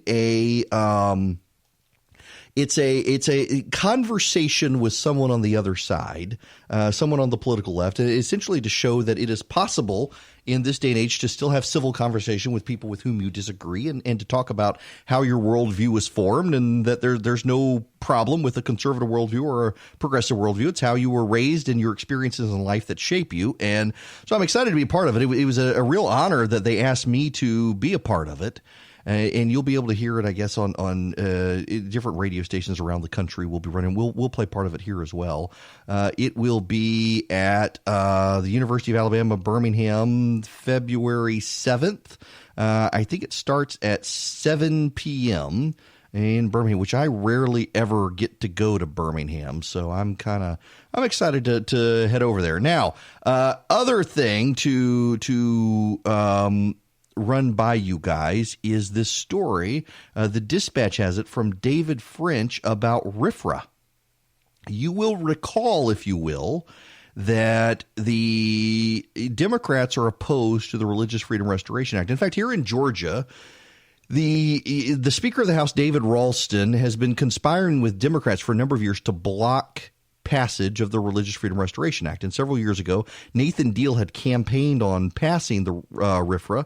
And then once he got elected in an election year where the legislature was on the ballot and he was not, he orchestrated this dog and pony show in the legislature where they would pass RFRA and then he would veto it. So they could all say they voted for it and he would veto it so that it would never become law, because a lot of our Republicans in the legislature put Hollywood values ahead of Georgia values, so they're opposed to protecting religious liberty. In fact, Marty Harbin in the state Senate has dropped a piece of legislation today that will protect faith-based adoption agencies.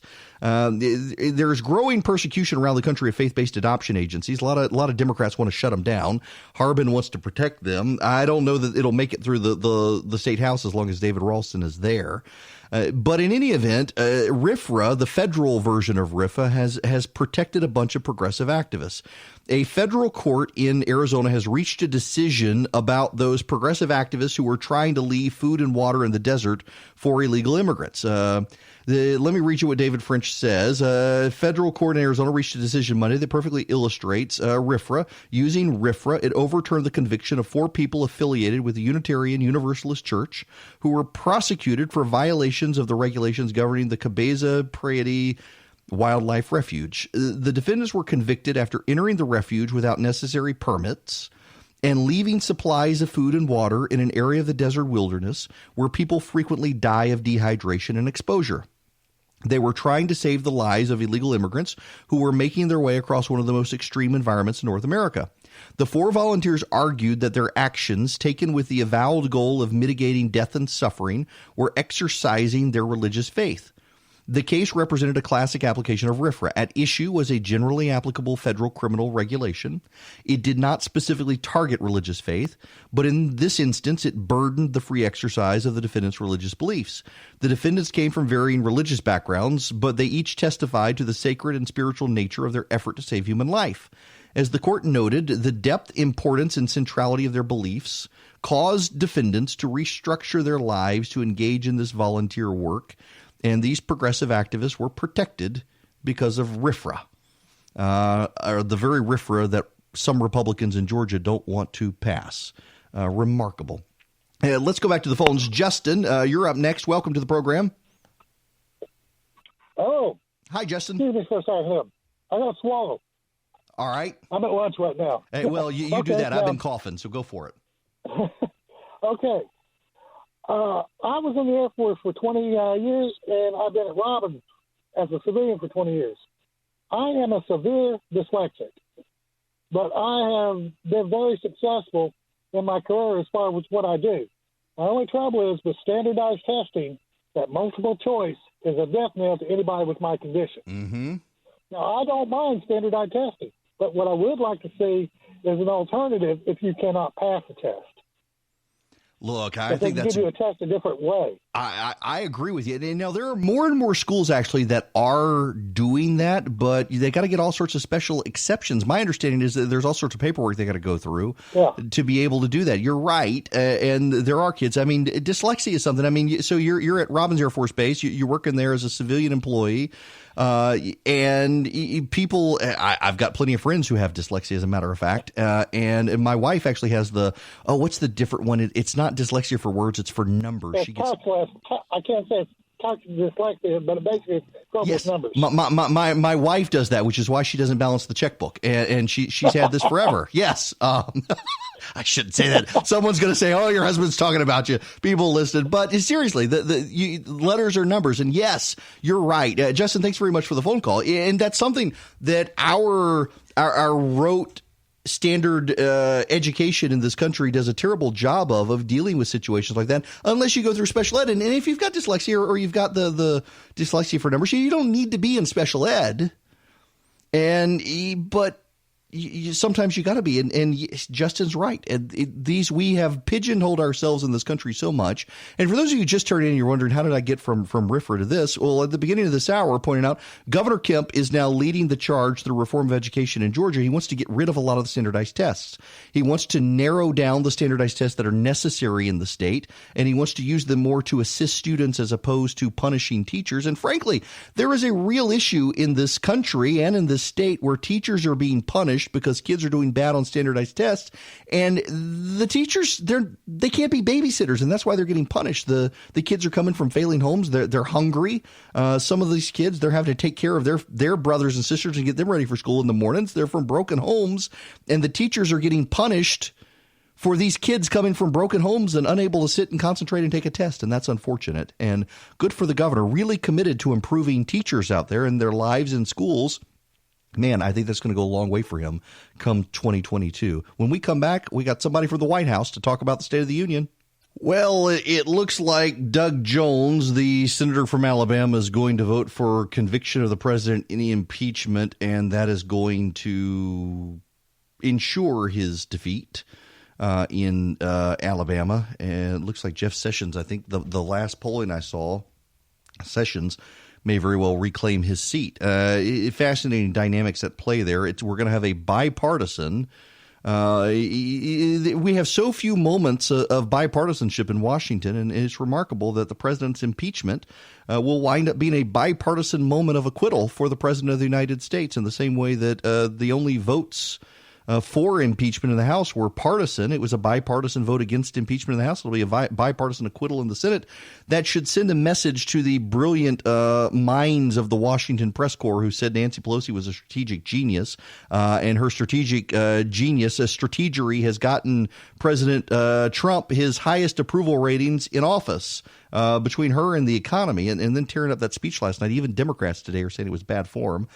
Joining me now on the phone from Washington, D.C. is someone who knows all about this. Jerron Smith works for the president as Deputy Assistant to the President and Deputy Director of the Office of American Innovation. Welcome to the program. How are you? Thanks for having me, Eric. I'm doing well. So, all right, let's get into the meat of this last night with the president. He's got some pretty bold plans, and the conservative in me is like, we're really going to go bankrupt as a nation here with all the spinning. But the guy who just enjoyed the speech and spectacle last night, he's got some initiatives out there that are going to create jobs for people and actually expand the wealth and opportunity in the country for a lot of people. That's exactly right. What we're trying to do is restore America's strength, and the president, through his leadership, is basically bringing that American comeback. I mean, from a spending point of view, if we have more people in the system that's getting access to the American dream, that's going to be huge growth for our country. And with the 7 million jobs unfilled, it's very important that we fill it with Americans, and so it contributes to our country and help us become more competitive in the 21st century. And so it's been an honor to serve under this president and usher in a new age of bipartisanship. It doesn't get talked about enough on mainstream media, but we've done so much bipartisanship under this president's leadership. You look at USMCA, paid family leave. I mean, we can really go down the list of doing the people's work despite Democrats' obstruction and trying to throw people off with things that don't even matter to the American people. Now, let's talk about the opportunity zones. For those who don't know, can you just explain what they are? Sure. So opportunity zones is a new tax law that came about through the Tax Cuts and Jobs Act of 2017, which would allow for tax defer or capital gains to be rolled over into designated census tracts. These are usually low-income census tract areas and designated by the governor. They call them opportunity zones, and you can roll those capital gains into these zones and not have to pay capital gains tax, and you get increased incentives and then a discount on that capital gains if you keep the resources in those low-income zones for a good amount of time. For example, if you put it in there for 10 years, you won't have to pay that capital gains tax, and that's been huge because many of these communities haven't had investment or capital appreciation in decades. Well, and for job creation and everything else, this seems to be very much a play for the president. If I can just get into the politics of it here just briefly, that the president in Atlanta this summer had a rally saying he really is aggressively wanting to court the African-American community. And opportunity zones, of course, in addition to Hispanic communities in the country, you got a lot of opportunity zones in minority communities, particularly the African-American community in inner cities in this country that stand to benefit by this sort of thing. That's exactly right, and it's about shared prosperity. Individuals that live in these low-income census tracts need access to capital, and opportunity zones allow for access to capital. It allows for businesses that are in these low-income census tracts to grow their businesses, and then it also allows for people who live there to get access to more jobs. And we didn't just stop there. The president signed an executive order that created the White House Opportunity Revitalization Council. And what we're doing with that council is putting $20 billion worth of federal resources into these zones for economic development, for education and workforce, for entrepreneurship, and for safe communities. And through that leadership, we're encouraging the states and the cities to do the same thing. And we've seen some amazing progress as a result of that. Now, let's talk about the First Step Act for a minute. And if you're just tuning in, I'm talking to Jerron Smith, who works as the Deputy Assistant to the President, Deputy Director of the Office of American Innovation. The President made a campaign ad Sunday during the Super Bowl that it was tied into the First Step Act and getting a lot of people out of jail who are first-time offenders or nonviolent offenders. And living in Macon, Georgia, where I am, there are plenty of people in our community who have benefited from this. And it was one of the remarkable bipartisan successes thus far of this administration. That's exactly right. Right now, since the passage of the First Step Act, over 2,500 inmates have received sentence reductions under the Fair Sentencing Act provision and are due for compassionate release as well. Nearly 400 elderly and terminally ill individuals have been released from custody. And the president has also committed to second chance hiring. We've done things like increase vocational training opportunities. We have the Second Chance Pell program that we've expanded, and we're figuring out a way to reduce recidivism and leverage this forgotten community to be a part of the 21st century economy. When the president talked about working for all Americans, that included people who were formerly incarcerated, and we're allowing for them to be a part of the American dream is not only transforming communities, but it's helping some of those low-income census tracts become safer. And so that's a commitment we have there, and we got a lot of work ahead that we plan to continue to do. No, it's not just opportunity zones and the First Step Act. There was that remarkable moment last night of the mother and child who's going to get an opportunity scholarship in Pennsylvania. It seems, getting the hints from the president's speech last night and some of his plain statements, that he recognizes school choice and education is really one of the big civil rights issues of the day, trying to get people better education. That's exactly right. We should create a system that lets the parents decide. And it's unfortunate that we're going to make low-income individuals have to live with a lack of choice and opportunity and send their kids to failing schools. And so I had the great privilege of visiting a slam school that was started by Pitbull in Miami, Florida, a school that takes mostly that's like 100% of individuals who are from low-income areas, sometimes are 3 grades behind, and they go to this school and at 100% graduation rate end up graduating with a degree and then go out to do amazing things. And so this is the promise that the president has, is encouraging more localities to allow for opportunity for all people through these education scholarships. And so we're going to push Congress to allow for more funding for this, because it's about getting everyone to have a chance at the American dream, and the president's committed to that. We're in an election year. Everything is hyper-partisan. What is the White House, what do you guys in the White House think realistically you might be able to get out of Congress this year on some of this stuff? Well, it's always tough to tell. At the end of the day, the president has done some bipartisan reforms throughout his whole administration. I was telling people that we got more bipartisanship out of a Republican Congress than having the Democrats in the House. But like I said, we just did permanent funding for HBCUs at the end of the year, paid family leave policy at the end of the year, as well as banning the box at the end of the year. So it's quite possible we can push something over the finish line, because at the end of the day, it's going to be hard for folks on the left to vote against things that are right, like USMCA. When it's empowering the American workers and their families, and these people live in their backyard, it's hard for them to say no to it. And so I believe in the president's leadership, because he's willing to engage. And if we're not engaging federally, we're engaging with Democrats on the ground in some of these cities. We're looking to do a revitalization summit in North Carolina this Friday, and we're working with a lot of local leaders that are on the other side. So the leadership all over the place, and we look forward to what's ahead. Last question for you on this: is the president planning any sort of executive actions on these things, if Congress is a bit recalcitrant? That's quite possible. We'll have to see. We'll have to see what he does once we cross that bridge. But in the meantime, we're going to continue to work with anyone that's committed to helping the American people. This is about the great American comeback and creating a strong America, a successful America. In order to do that, we need to put politics aside and focus on the people.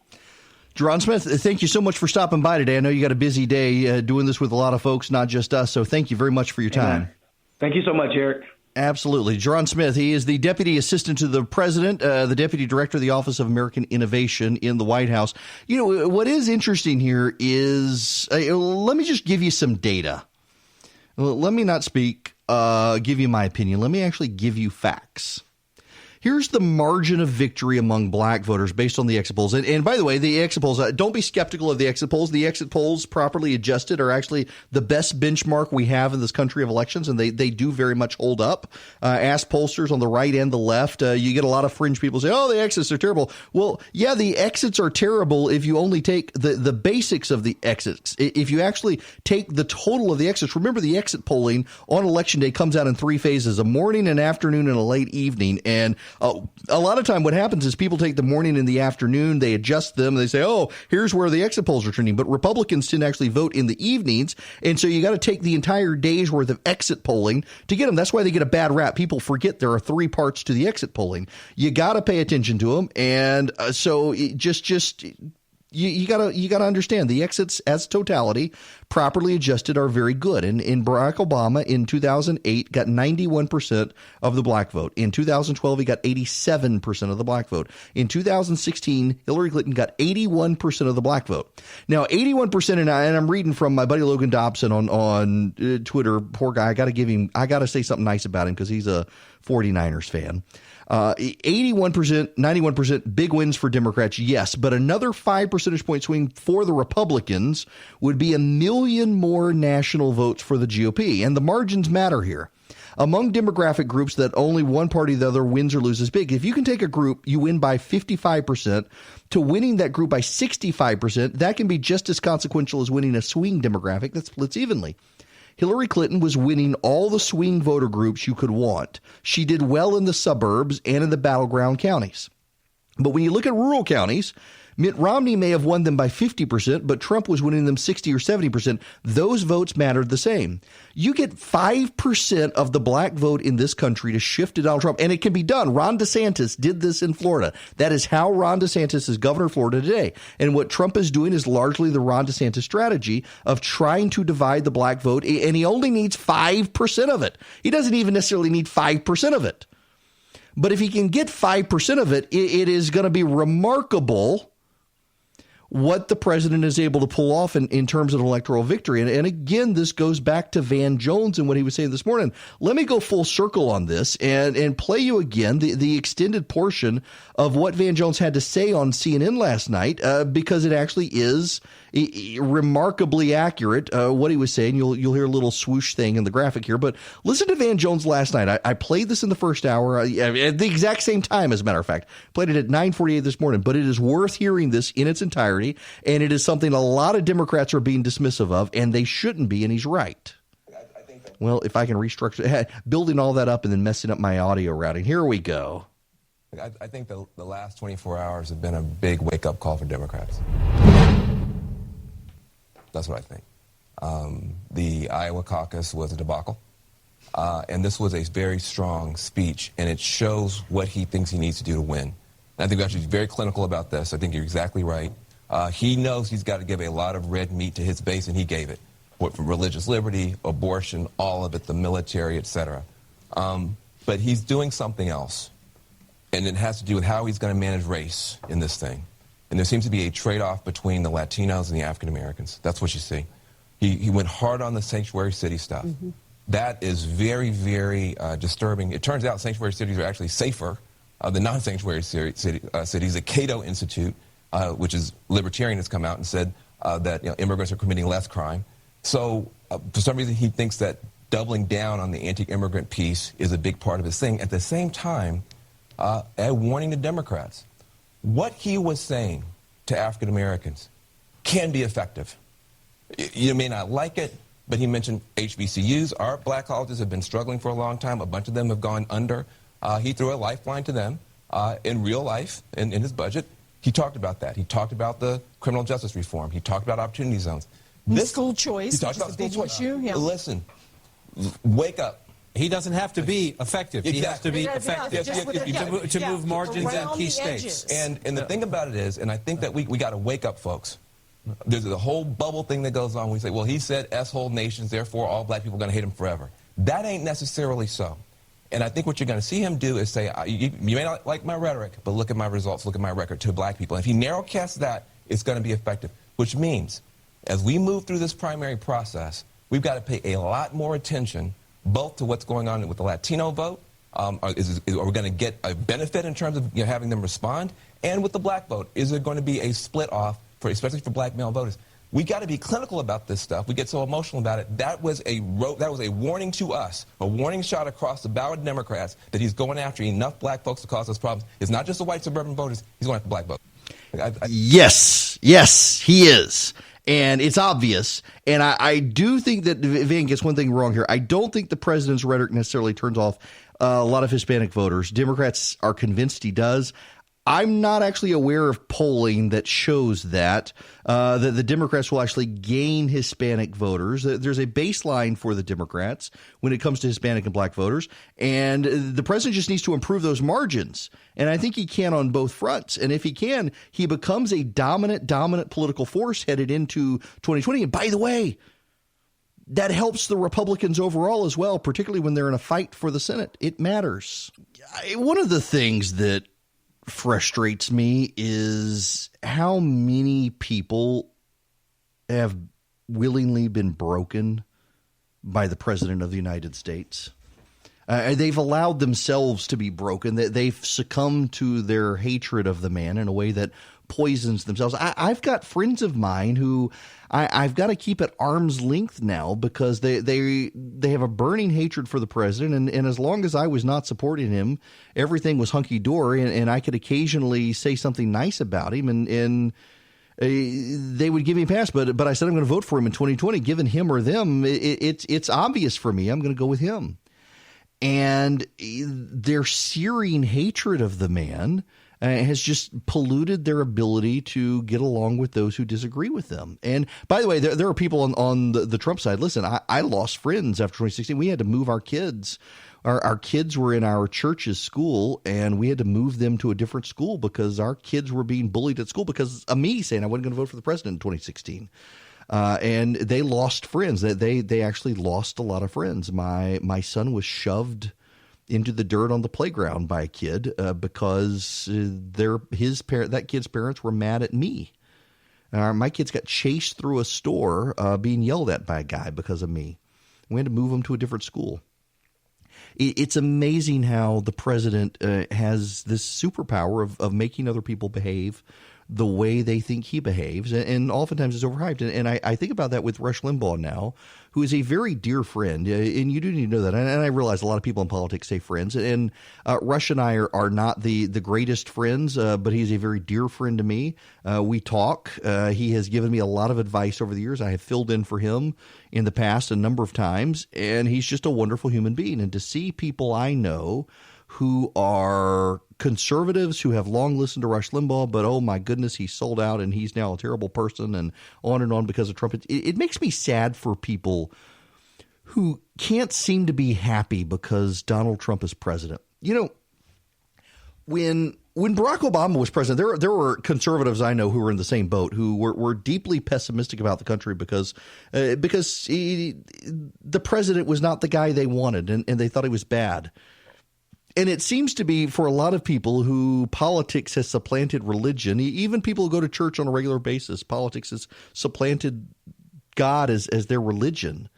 And they get so worked up about it, and life is too short for that. Y'all, if you can't have friends who disagree with you politically, I think you're probably a shallow person. And I don't mean that disrespectfully, and some of you will take it that way, but some of my best friends are people who disagree with me fundamentally on politics.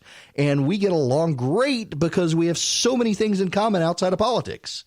And the inability to be nice or to just say, you know what, Rush Limbaugh has stage 4 lung cancer. He revitalized an entire American industry, created jobs for hundreds of thousands of people. And through his work revitalizing radio, the man deserves the Presidential Medal of Freedom. By God, if Gloria Steinem deserved it, Rush Limbaugh certainly does. He's done more for Americans.